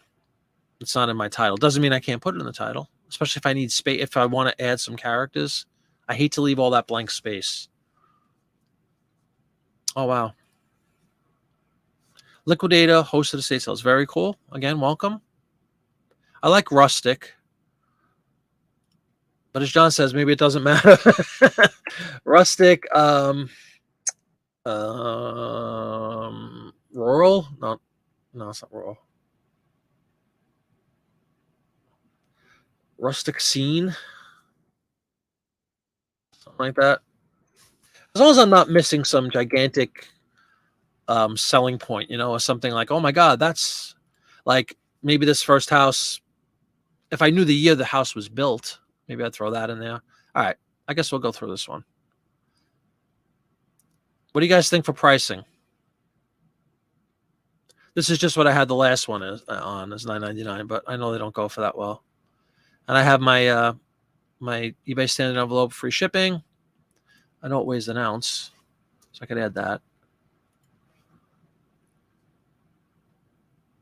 What's listed on the card, which in this case is so few words, Memphis. You know what I mean? It just literally says log cabin, first house in Downingtown, which is what I have.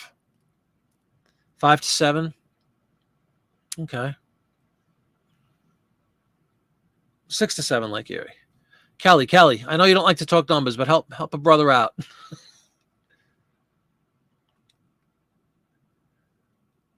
Rhonda's saying she even uses the word ephemera at the end. Sure, that's not bad. I'm pretty close now. I only have 5 left. I put rustic scene. I just expounded upon your Word of rustic. Ephemera is definitely a searchable term. That's for true. Hey, CJ, welcome.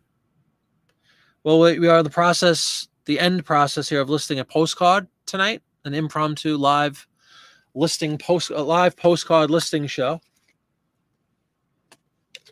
Hi, Russell. How are you? Did I put the state name in the title? I put PA. And now I don't have space to type out Pennsylvania, but I put Chester County, PA. Welcome, Russell S., to the show. Anybody else have any advice on this one?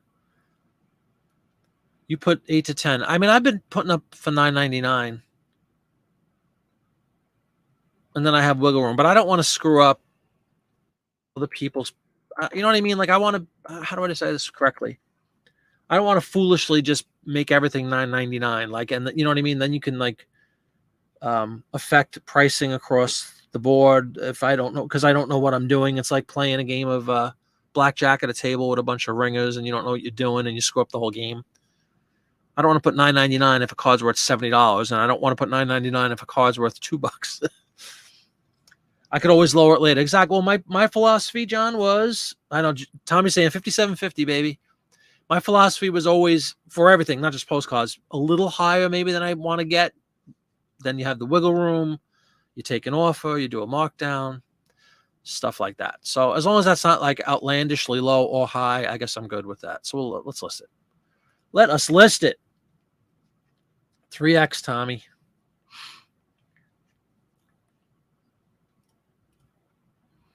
Beautiful. There's one down. All right. Let's do one more. If you guys aren't bored to tears yet. I figured you'd like to look at postcards. You're postcard people. So that one is done. What else we got? Does anybody want to look at any of the Disney postcards, or we want to stick with this kind of stuff?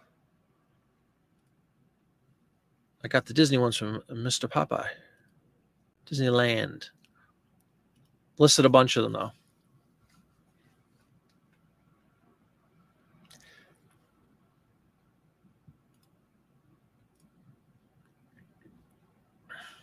Postcards always have too wide of a range. Someone will list for $1 and someone will list for outrageous. Yeah, I guess that's true. I don't want to be an idiot, though, especially when I'm getting into it. I want to be, I don't know. I want to, you also, to me, you come off like a fool if you do either one of those things. It means that you don't know what you're doing. Do you know what I mean? Memphis was like, if you're going ridiculously low, you could be perceived as a jerk and you're trying to undercut everybody, or you don't know what you're doing. And if you go on ridiculous, if you do $57.50, as Tommy says, you come in really high, you look like a jerk who doesn't know what he's doing, or he's trying to like screw everybody else up. I want to play fair with this stuff. There's lots of cards out there. There's lots of money to be made, so I don't want to rock the boat. Oh, that's right. I see, Tommy. It's crazy to me that you were listing without looking them up. Well, see, usually I do, but I got all you guys on here, and you're telling me, oh, Popeye already said it's a Bolo County. I trust the man.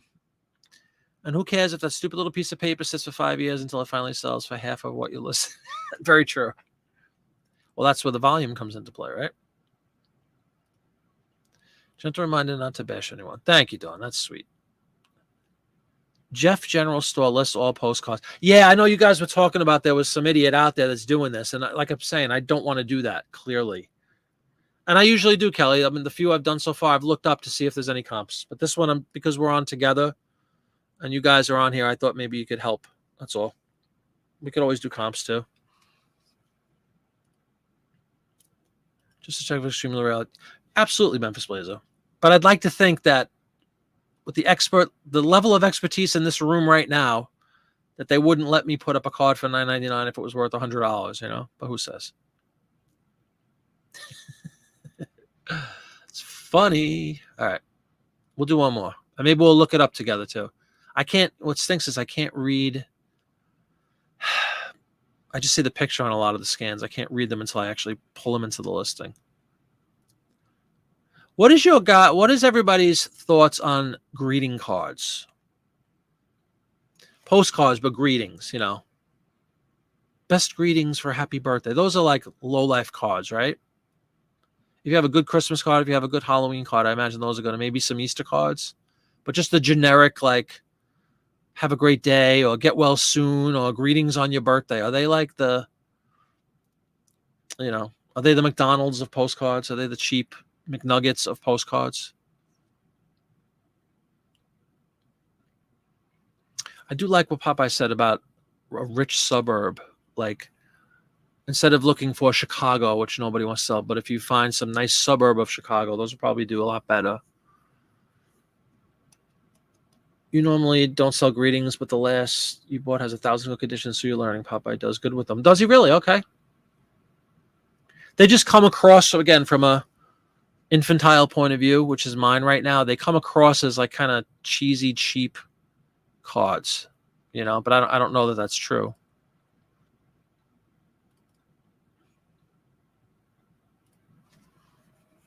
Very true.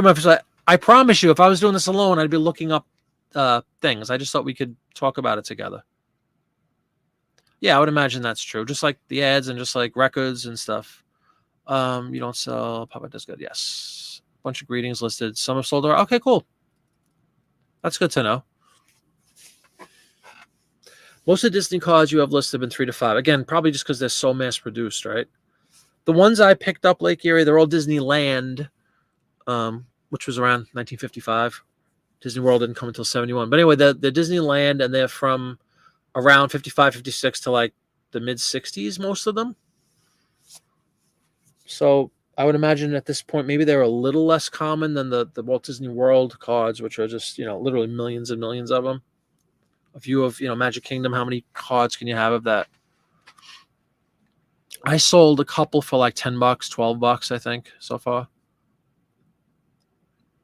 They're boring. That's a great point. They definitely come across as being a boring type of a card. I agree totally. Kim, you can get bogged down debating with yourself how to price when comps roll over very little profit per item. I really struggle with that. That makes sense. Time is money, all that kind of stuff.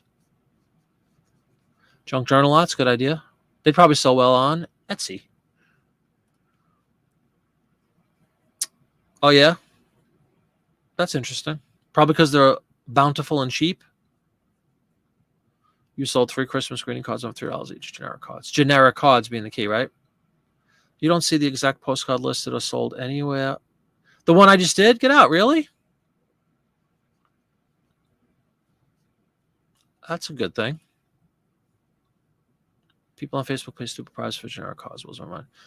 And again, I think it's just lack of knowledge, right? But again, that can screw up a market if it's done, at a with any sort of volume.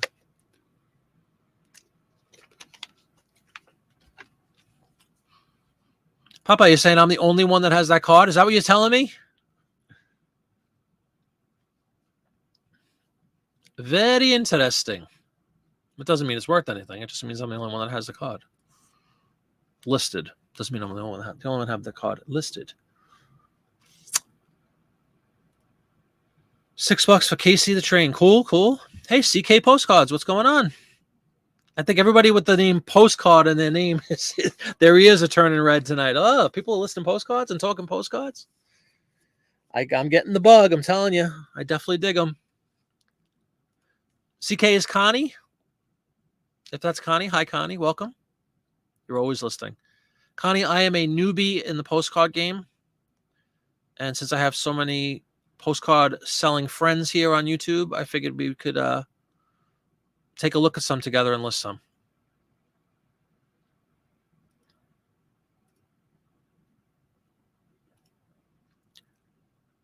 That's funny. Most of mine sit between 4 and 10, not just greeting. Okay. Can be agonizing for you. List a couple of hundred a day.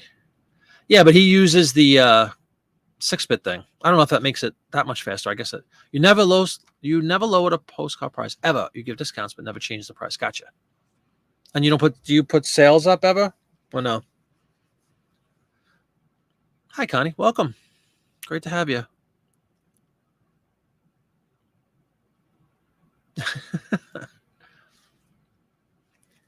Now, Kelly, is this limitation self-imposed? Is it that you just don't think you can manage doing more, or you don't feel like doing more a day?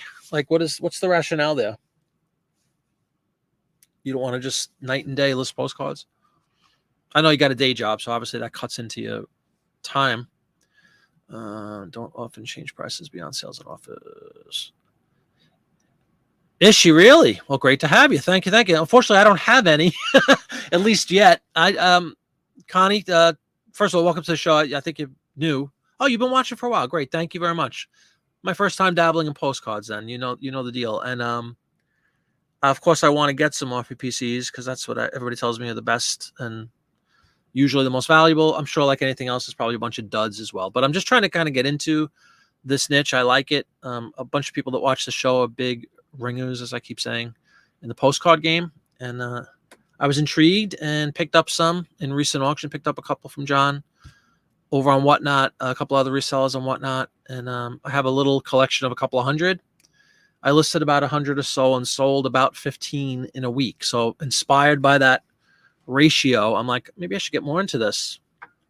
And John Popeye's Postcards has a phenomenal series. I know I've mentioned it before, but it bears repeating if anybody hasn't seen it. How many parts is it, John? Like 20 video series all about postcards, which I'm going to now watch with a little more vigor because now I'm into it. Private post or penny arcade cards. That sounds cool. You tried sales. You know, I don't get great traction with sales on my print ads either. I really don't. The only thing I get is a little like the same thing with this whole end and sell similar thing. All I ever really get from that is more watchers, which is good, sure, because then you can send offers. But in other words, it's a guarantee that I'm going to have to discount. That's what I don't like about it. I run sales just by virtue of it being a sale. You're going to get less money, right? And if I only get watchers, that means they're probably waiting for even more of a discount. You know what I mean? That it kind of bugs me. I don't get a lot of bang for my buck when it comes to sales in general on eBay, across platform, across product lines. It's not just, you know, a specific product. It's anything. Records, same thing. If I put a sale on records, yeah, I'll get a little spike in watches, which enables me to send offers. That's about it. I don't get a lot of direct cha-chings as a result from the sale. Or the coupon thing. I tried the coupon thing for a little while, and it was working fairly well for me at first, and then that just kind of faded away to nothing as well. I would never do anything. Hey, Annie, how you doing? What does Annie know about postcards? I'm sure she knows a lot about postcards. We have a Postcard Hall of Fame roster on this show tonight, let me tell you. Honored to have all of you. Look at this. Popeye lots, of course. Popeye feeds, he's the dealer. He feeds the addiction to all of us. You work full time. Yeah, that's right. You list every night, 6 to 9:30. There you go. That's cool. You designate a time slot to get listings done. That's very good. Get up and repeat. It should put PL in every listing. PL1, PL2. My, actually, as we sit here laughing, check this out, guys. What do you think P1 means? Popeye 1. It's my first Popeye lot. So, yes, it does go into the description. It doesn't go in the description. It goes into my SKU, though. 23 videos. Very cool. Everybody check those out. I am definitely going to rewatch it. I'm also going to take the advice that he said earlier on about getting that inventory system into play ASAP. Instead of having to go backwards and, you know, being overwhelmed as everybody keeps talking about. You just sold one for $40 from a 30 card Navy lot, paid $96 for entire. Way to go. Yeah, I'm sure. You have 4,000. Sweet. Annie, I don't know if you've been listening the whole show, if you just popped in, but the reason we're talking postcards is at the onset of the show, Pudding's Postcards, a watcher of the show, said, hey, Marty, before I even went live, hey, Marty, have you ever thought about doing a postcard listing segment or whatever during the show? And I really was thinking of doing that. And I'm like, wow, he just suggested that. Maybe we'll do it. So anyway, here we are. About an hour and a half into the show, we started pulling up a couple of postcards that I picked up. I just got into them. Just got into them a week or two ago. And I really like it. So I'm trying to pick some brains out here amongst all these great postcard people and learn something about this. And yeah, Connie, are you familiar with the group that I was talking about Friday? You said you'd listen once in a while. Was it Friday or maybe last Monday? A few people said, oh boy, let me, I think even Popeye said, let me check that out. It's a Facebook group that helps identify real photo postcards. It's incredible stuff that like you would never think anybody would ever have the slightest notion about. They'll put a picture of a train wreck with a bunch of people standing around the train wreck, and then you get 20 people swarming on that in the photo in 10 minutes, and like, oh, that's the Southern blah blah blah Railroad from the Great Flood of 1910. It's amazing. It's amazing. So if you haven't seen that, let me know, and I'll let everybody know what the link is again. I forgot what it's called, but I have that saved in my Facebook, and I really like going to it. Old threshing cards or steamroller cards sell for a higher price. Cool. Yeah, 4,000 is a solid amount too. Is it really? You have a skewed initials and you pay $1 per card on all whatnot. Beautiful. Well, welcome. Thanks for popping in. The research is fun. You just don't know how much time to spend on it sometimes because you worry about doing all the research for 3 hours. Yeah, there's a lot to be said for that. Yeah. Connie's not wrong. Don't want to lose. Spend 5 minutes on that card. Did you really? Time well spent sometimes, right? Agreed, Stephen. I love the history behind them too.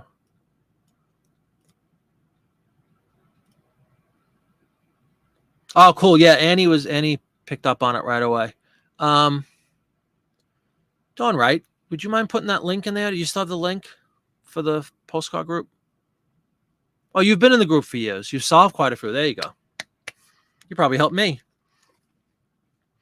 I put the one I brought up was I had a postcard of what I thought was a doughboy, a World War I doughboy guy.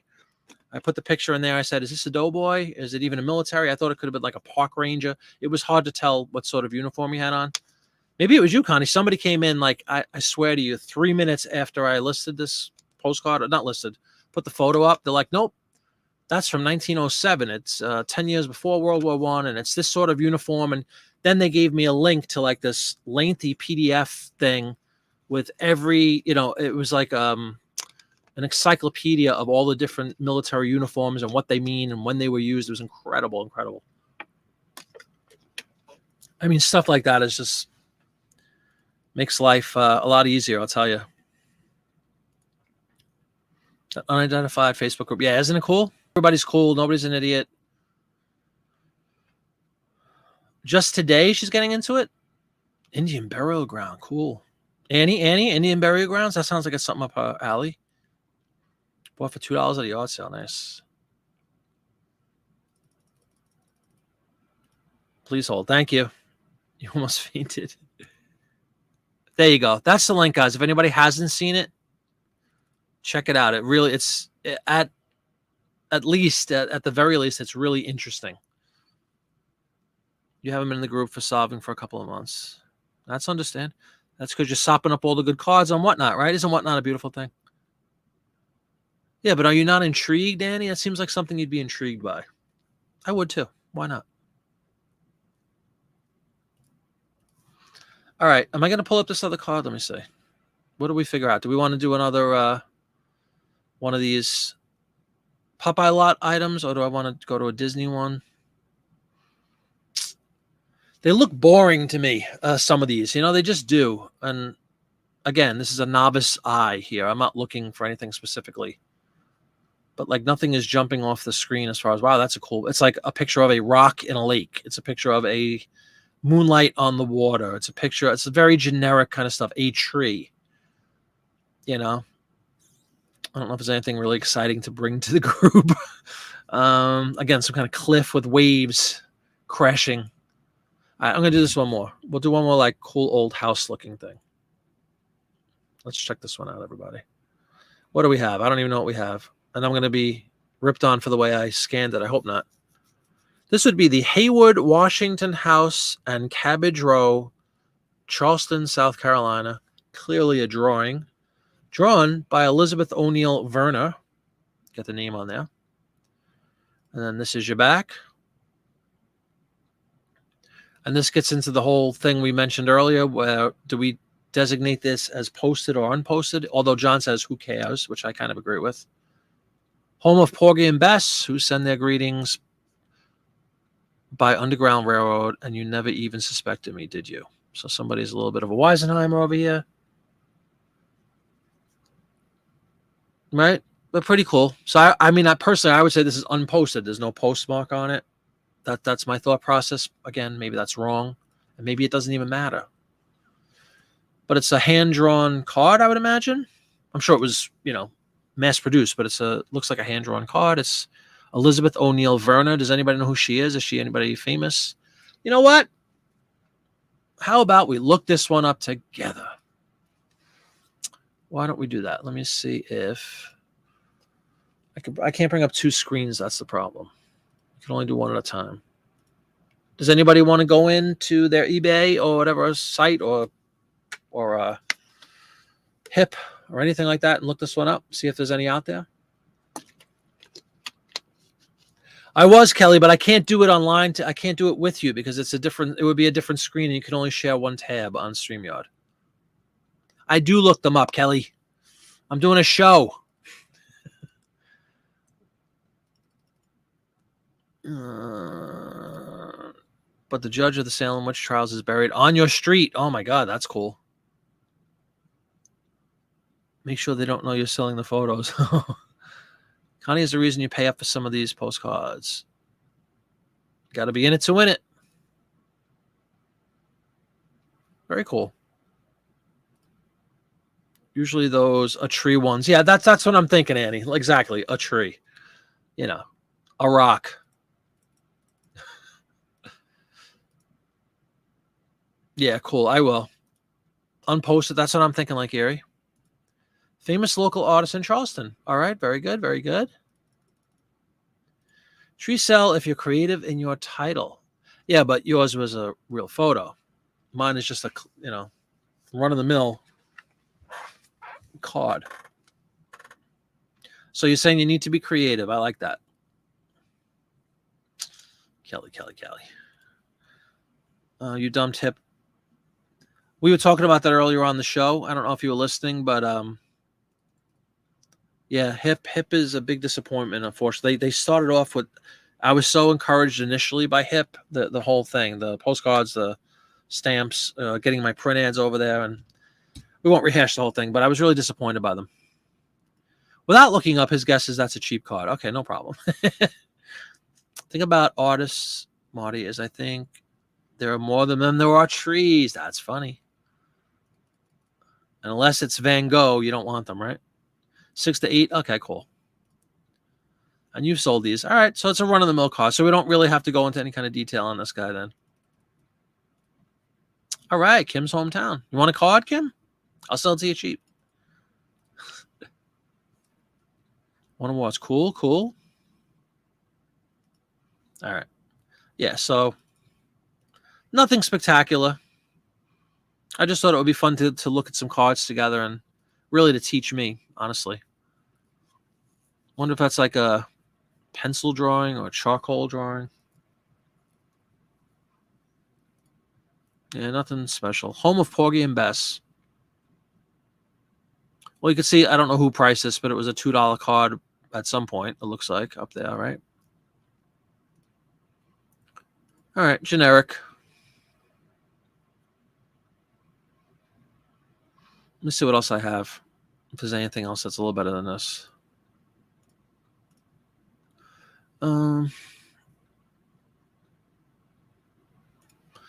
Again, I can't really see, unfortunately, until I pull it in. So let's take a look at this one. This was a little more than a tree, but not much. Divided back. This would be the State Street. That's probably another awful card, right? State Street and Capitol, Harrisburg, Pennsylvania. Circa. Can't see this. I hate this when you can't see the year. It's cut off. But there's no white border, so I know it's a little older. It is divided back. It has a number on there, E6805, SL & Company.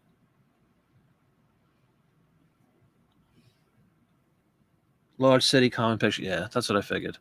Some of it, I'll tell you, you don't really need to know that much. You could tell when things are run-of-the-mill. You know what I mean? Just typical mass-produced garbage location that nobody cares about. You can kind of just tell. I don't think you need a degree in postcardology to gather that. Because if it's not going to excite me as a novice like this, just looking at this, I guess I represent a portion of the buying public that would say the same thing. Go, that's a boring card. That's my 2 cents. All right, so there's 2 losers. Great. But again, if you put them up and you have thousands and thousands and thousands and thousands of them listed, even if you only get $3-4, it's still money.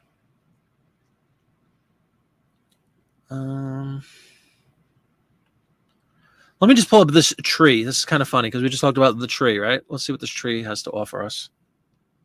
5 to 7. Okay, thank you, Papa. That's cool. A tree. It's Salem, Annie, but it's Salem, New Jersey, which is not too far from me either. The Old Oak in Salem, New Jersey. One of those tinted cards, right? It's about 300 years old. Well, it was 80 years ago whenever this was made, so it's over 300 years old.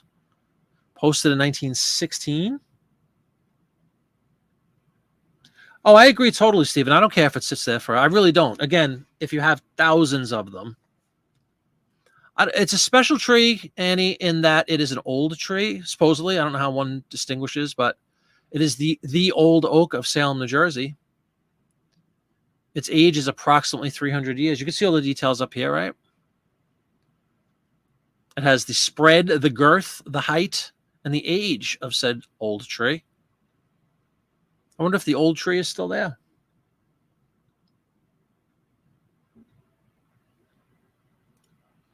Yeah, exactly. Deal finder. That's a good word. It's not exciting, at least to me. It doesn't look exciting, and I'm assuming that most people would say the same thing.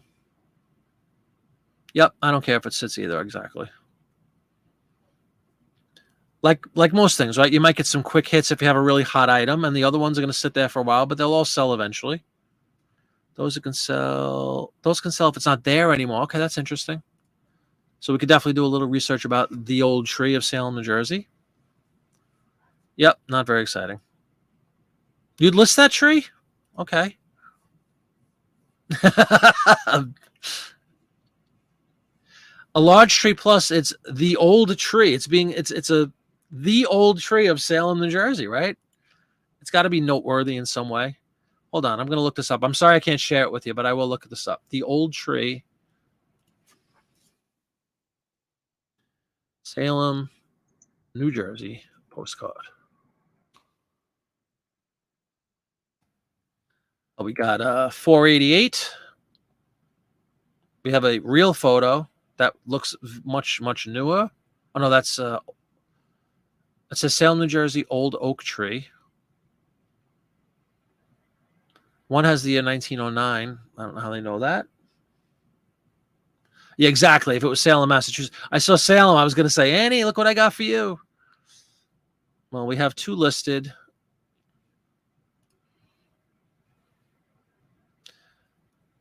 Somebody just listed one. It says new listing. Anybody know who Kipindora is? Kipindora for $12.99. That might be a little ambitious. A couple other ones for like $5. Have any sold? None have sold. All right, so nothing spectacular, but it's a cool old tree, right?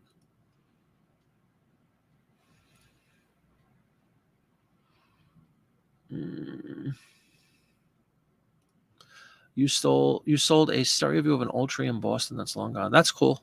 Great point. Yeah, if it's no longer there, right, then the value would go up. Without question. You came in late about the HIP convention. Yeah.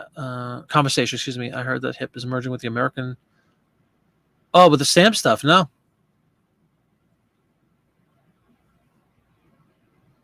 I don't know.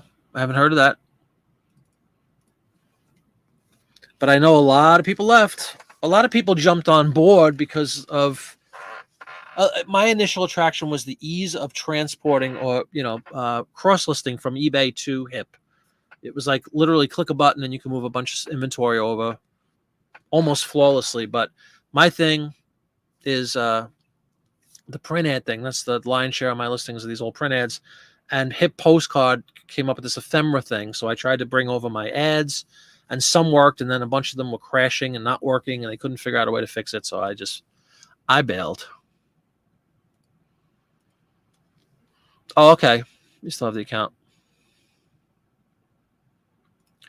Putting together listings for Halloween from sale and whatnot. Awesome. That will be must-see TV, everybody. Annie on Whatnot, who goes by Annie Log.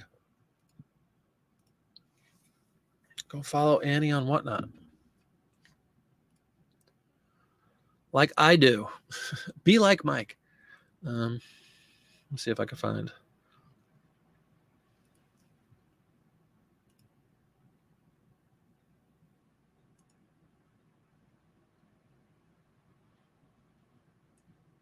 Annie with a new photo on her Whatnot of a doggy. Check out Annie on Whatnot, everybody. I just put a link in there. I will be checking out the Halloween stuff. 'Tis definitely the season as we approach mid-September already.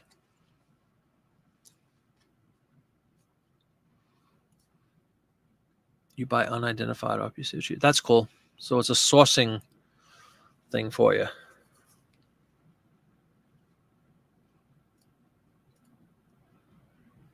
Oh, is that a different site, Don? You're welcome. You have it scheduled for Thursday. Might push it out a few days once I have pictures. Yeah, that's no problem. It's easy to edit the date. That's one I like. Is everybody who sells on Whatnot happy with the platform so far? Not just from a sales perspective, but the ease of use, setting things up, editing. I'm pretty happy with it. It's really intuitive. I got the hang of it. I haven't had any major issues from a system perspective at all with Whatnot. So far, so good. I think they do a good job. So the old tree might be listed. We'll see. This is cool. So we'll just take a look at some postcards. Even if I don't list them, we'll just take a look. And everybody can say, throw it out. Or, boy, you got a good one there. I don't think I'm going to have any good ones right now, but I'll get there. Keep doing it. I do have a bunch of those just greetings, which look boring. I had a clap saddle. Talk about a tongue tie. Clap saddle lot that I picked up on Whatnot. And it wasn't a lot. It was like 10 cards. It wasn't a lot of them. It wasn't a lot of a lot. And I did sell like 2 of the 10 relatively quickly. So again, that's a pretty good ratio, right? All right, let's see. I have another boring looking card. Let's bring it up. How about Lake Park, Milwaukee, baby? Now that's exciting. Posted in 1908. Thoughts, comments, concerns?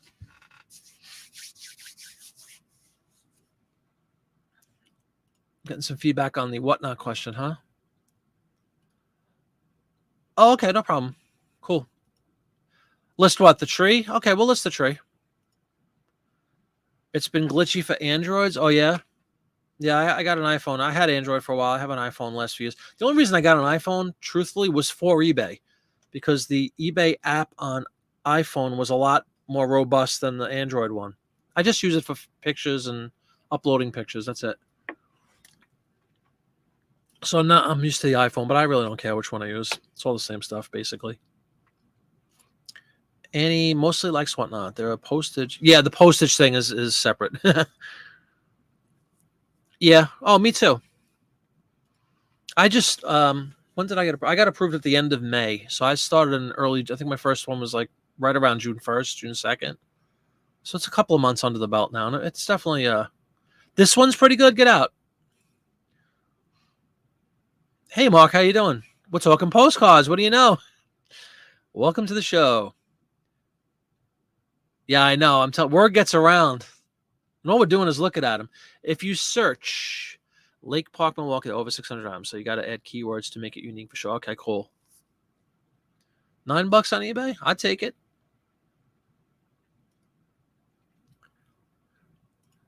That's a bigger question than you realize. What exactly is a postcard? How would you define a postcard? You know? Masked within that sarcasm is a real deep philosophical question. What is a postcard? Actually, that's on John's video series. I think he opens up with what is a postcard. You know, you go to school, your first day in class. Welcome to trigonometry. What is trigonometry? Money. There you go. Or as John says, stupid little pieces of paper. Both are true. Kelly, you were saying list it. Were you talking about the tree? Or this guy?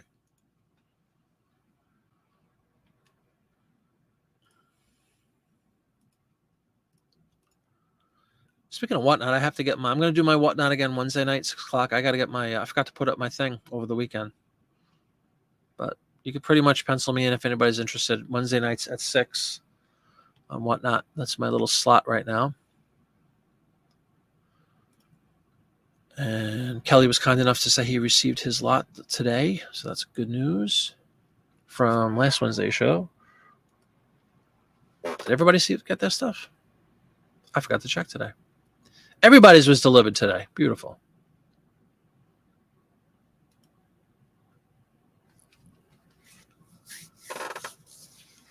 I was, Kelly. Did you like the first one we listed? And then the second one was a block card. So I said, hey, let's just pull up some cards and take a look. We listed the first one. Let's go back. I'll list the tree. Let's list that tree. Annie said she would list the tree. Kelly said list it. Let's list the tree. Let's see what happens. Just get in the practice of listing postcards. That's what I got. That's what I need to do. This is The Old Oak, Salem, New Jersey. So let's put the capital T, The Old Oak. I'm going to add the word tree just for fun. Salem, New Jersey. Old Oak Tree. Tie a yellow ribbon. Salem, New Jersey. But you just the word list the tree, list the tree. Exactly. Gonna get a t-shirt made. List the tree. The Old Oak Tree, Salem, New Jersey. The end. Done. List. Nobody cares if it's posted or not, according to everybody in this room. Published by the Postcard Distributing Company of Philadelphia. Wildwood Crest is where it's addressed. So it's all very local places to me. Stamped in Salem, New Jersey, 1916.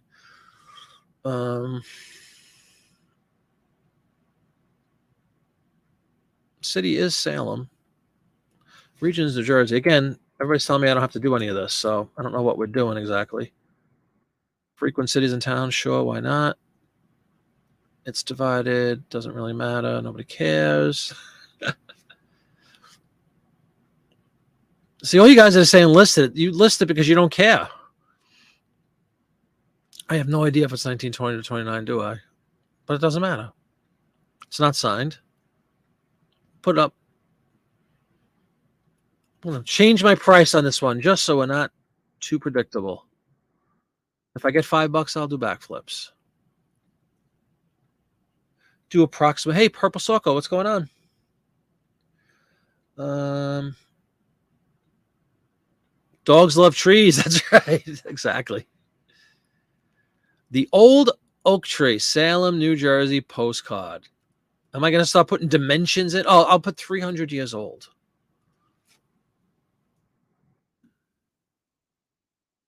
I have old in there twice. I hate using the same word twice in a title. 300 years. See what happens when you go outside your comfort zone, as they say with listing. Well, let's use best practices vis-a-vis Steele, what somebody else wrote with the same listing, which we found that we were a couple. Just take a look at what creative terms they came up with. The Old Oak, Salem, New Jersey.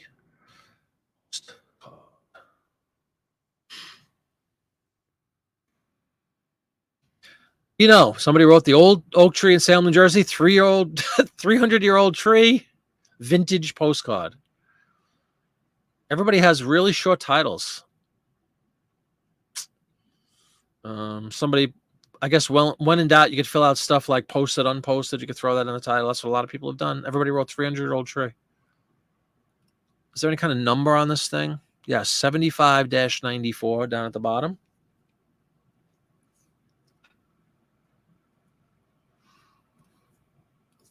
All right, I'm getting yelled at by Dawn Wright. Just because back in the day they didn't use it against you if they wanted to. Welcome, Purple Soko. I get annoyed by how dumb the is options are that I don't bother. Right, that's true. I could even just write pre-1911 or whatever the year was, pre-1916, right? Big Mother Tree. That's interesting. Put 300 year at the beginning. Okay. The number isn't important. Okay, thank you. Circa 1910. Okay, cool.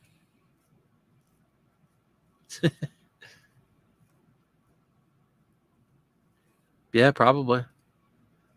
Item specifics. There we go. Always abbreviating. Alrighty. I'll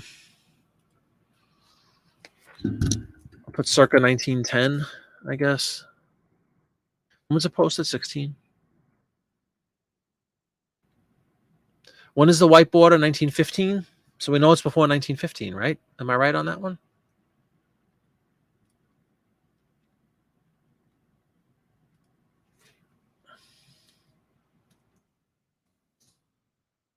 $1910. Blow up the tree. List the tree. Blow up the tree. Here you go, Annie. What do you got?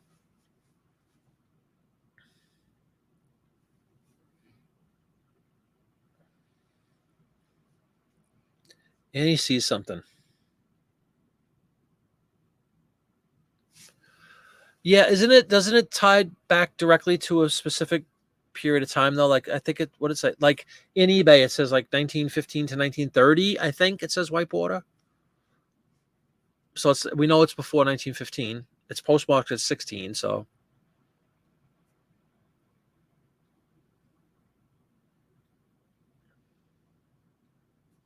Purple Soko, you bring up a great point that we brought up earlier. Is like exactly the fear is that they're going to go in and change it one day and say you have to put all these specifics in, and all of a sudden all these people with tens of thousands of listings are going to be in a lot of trouble.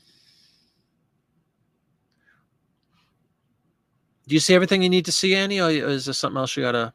What are you looking for? I'm just curious.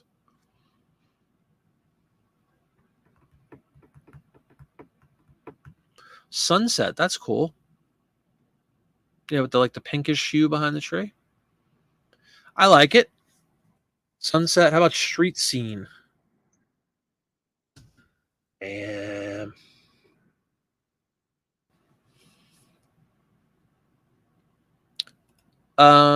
sunset brick wall is good too. Hold on. eBay's years are not called. Yeah, I get that. I like sunset. 85 feet is pretty tall. Maybe not for a tree, or maybe not for that kind of tree. You know, for our arborists out there, if we could identify what type of tree that was. Well, we know it's an oak tree. Never mind. Forget that whole thing. Scratch that. It's an oak tree. More details. Thank you. Yeah, I appreciate it. You have seen listing that put long ago in the title. Get out. Oh, real, but it was a real photo, right? I would imagine. Sunset. Cool. I like it too. There you go. Sure. By trimming off that little portion. You can use C for circa. I want to fill out characters though, Annie. So like, look at that. That's perfect with nothing to spare. Like I was looking for characters to use because I had a lot of blank space up there, and I'm not saving for the war effort. Cool. Let's post this guy. 2 postcards listed successfully tonight. Live and in action. Bam. Thank you, Dawn. Yeah, guys, please, if you don't mind hitting the like button, I'd really appreciate it. A lot of fun tonight. I'm enjoying this. Enjoying the heck out of it.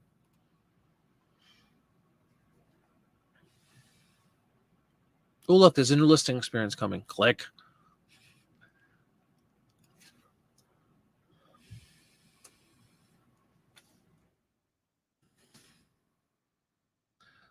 That was the most exciting the group, actually.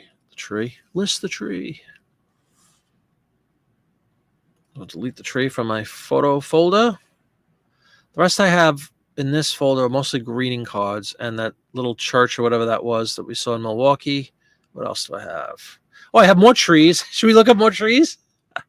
Let's just see what this is, just for fun. It looks like a postcard about trees.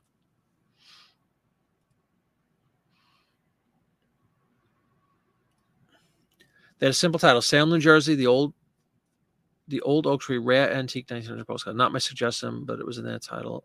And oh, it's printed, really? It's sold for that much money? Cool. The thing with the white borders, save paper too, because when it goes all over the edge, you print past the edges on a bigger paper. Sure. No more trees, but now there's a postcard, everybody. Not only is it trees, but there's nothing on the front. Nothing. Fall foliage. Oh, here you go. Soldiers Monument, obscured by trees in Lebanon, Pennsylvania. Stamped in postmarked in 1910. So somewhere behind there it is the monument. Isn't that crazy? Any thoughts on this one? It's not in great condition. It looks like it has a lot of crud going on here. And this looks like some sort of a stamp on the front. It looks like it says US. But it's a soldier's monument. Again, I'm thinking probably a dime a dozen monuments. Lebanon, Pennsylvania. That's a cancel. The black stuff on front. Oh, okay, cool. Thank you.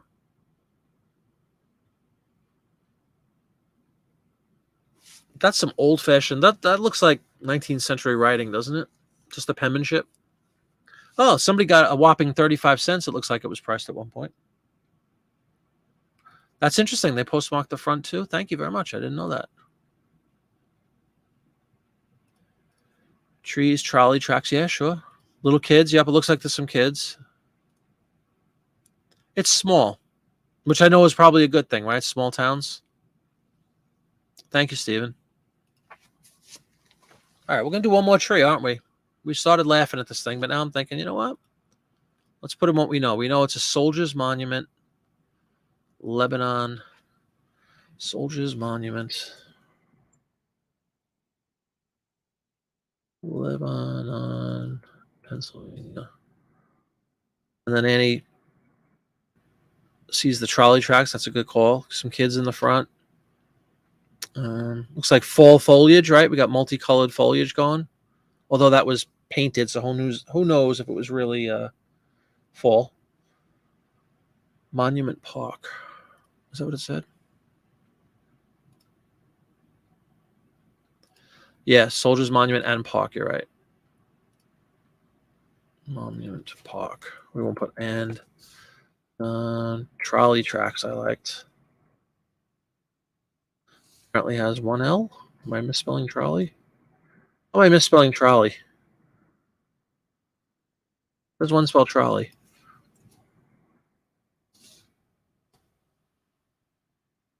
Spelling it right? Why did I have a spell check on that? Okay. Is there an E?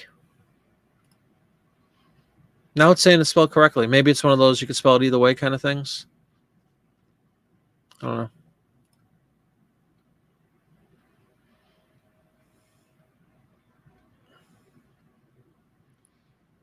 It is with an E? Okay, thanks. Trolley tracks. Children on corner or something like that. Children. I just think it's crazy that they are. Yeah, I added the E. Thank you, Dawn. It's crazy that they're selling a postcard about some monument, and yet the monument is completely black, obscured by trees. Crazy.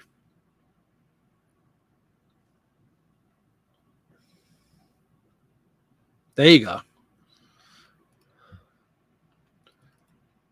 Yeah, it looks like they might be doing there's some shenanigans going on in that corner. I don't even know if we want to know what's going on. If it doesn't, If it doesn't have an E, I need to fix a few listings. Yeah, did you see how it came up without the E? Like it didn't say it was a spell check, so I don't know. Children, something. Dusk. Okay, sure. Again, I'm going to look this guy up. Country, no. Subject, monument, sure. This is Pennsylvania. Again, I don't really know why I'm filling this out. If everybody's telling me it's foolish to do so, but Lebanon. Just do that. It's definitely divided back. This was postmarked 1910. So I guess I could do the same thing circa 10. School put in.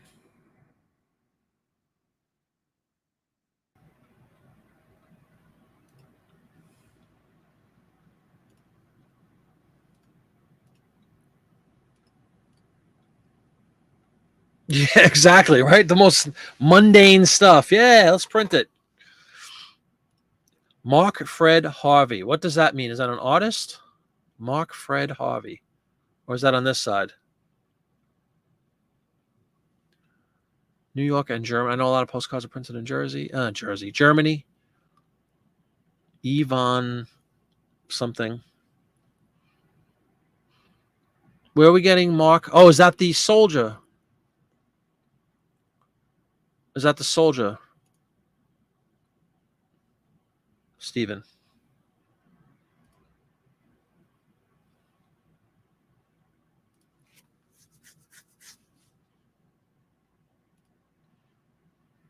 Yeah. Or even worse, right in front of Niagara Falls. Now that would be awful.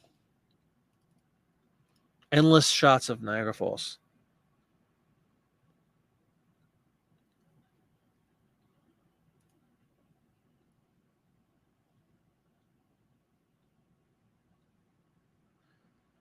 Fred Harvey. Yes, probably done. Mark equals me, Fred equals artists. And he did this one? I just want to know where I see this. That's all. Where do I see this? Where does it say Mark Fred Harvey? Or Fred Harvey?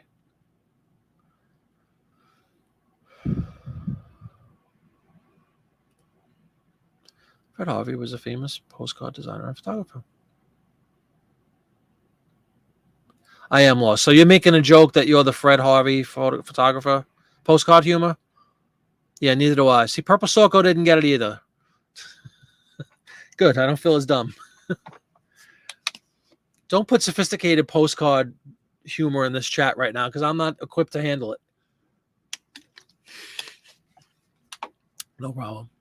Like he's the Fred Harvey of photographers. Fred Harvey is mostly out lower west states. Hi, Marie. Thank you. Coming to my aid just in the nick of time. I'm sitting here reading stuff, not knowing what I'm saying. Kelly was lost too, squinting hard. Yeah, all right, good. See, I feel much better. I'm like, I don't see anything that says Mark Harvey. Whatever it was. Bingo. Yep. I got you. I'm quick. First, I'm slow, then I'm quick. I'm quick to pick up. But having no idea who Mark Harvey was kind of lost me on that one. All righty, everybody. What do we think? Good enough for eBay? I'd say so. Go back to my cheesy little $9.99. See what happens. And we'll list it. Welcome, Marie. Thank you for coming in and saving me at the 12th hour. Appreciate it. All right. I'm done listing postcards right now.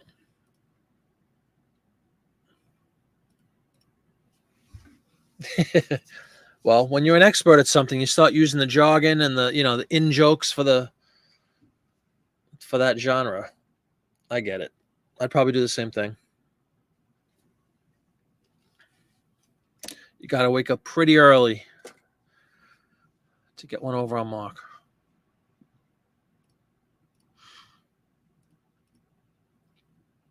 Great to have you. Well, with that said, probably going to wrap it up any minute now. It's almost 9:30 already. A couple hours in the books. A couple of postcards listed. I appreciate that. Maybe I will.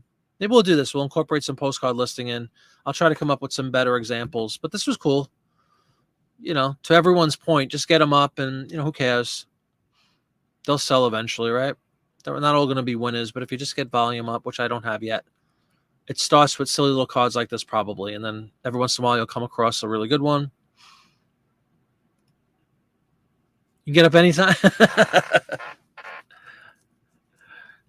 Just fooling around, Mark. I just didn't get the joke, man. But now I got it. It's a bizarre world. You were listing cards and I'm listing print ads. Yeah, I don't know what happened. We got into a black hole or something and came out the other side. I just thought it would be fun to do because it was actually suggested right at the onset of the show. I'm like, Pudding's postcards. Hey, you ever thought of doing some postcards on a show? I'm like, yeah, why not? I happen to have some scanned. So I thought it was kind of fun. And I just want to learn about them some more and get more into them. I'll definitely be out there and whatnot picking up postcards. So I need to build up my inventory and get an inventory system, as John alluded to in his video series. So come up with a good inventory system, keep them organized and start buying, and hopefully, more importantly, start selling them. But before any of that takes place, got to get them and list them. Yeah, I agree totally, Mark. It's not hard, just experience. Yep, exactly. Like most things, right? The more you do it, all the cliches, they're all true. The more you do anything, you get better at it. It's a lot of fun. They're fun. I like the investigative piece about looking up these silly little trees and all that stuff and finding. I'm assuming down the line I'll find some gems. I hope, and it's a lot of fun looking at that. And that postcard group that I'm a member of on Facebook with the identifying the old photos. That's interesting whether you sell postcards or not. It's just cool to see how many people come out of the woodwork, like I said, and identify like not only that tree. I mean, these are all 99. It's actually the group is called Old Photos or something like that. It's for researching old photos that people can't identify. They get a card and they're like, "What is this?"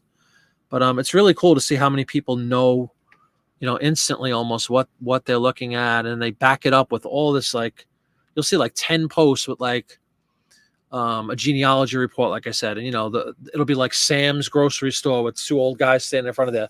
Sam's grocery store opened in 1906 in Butte, Nebraska. It's so cool. The stuff that people come up with is just astounding.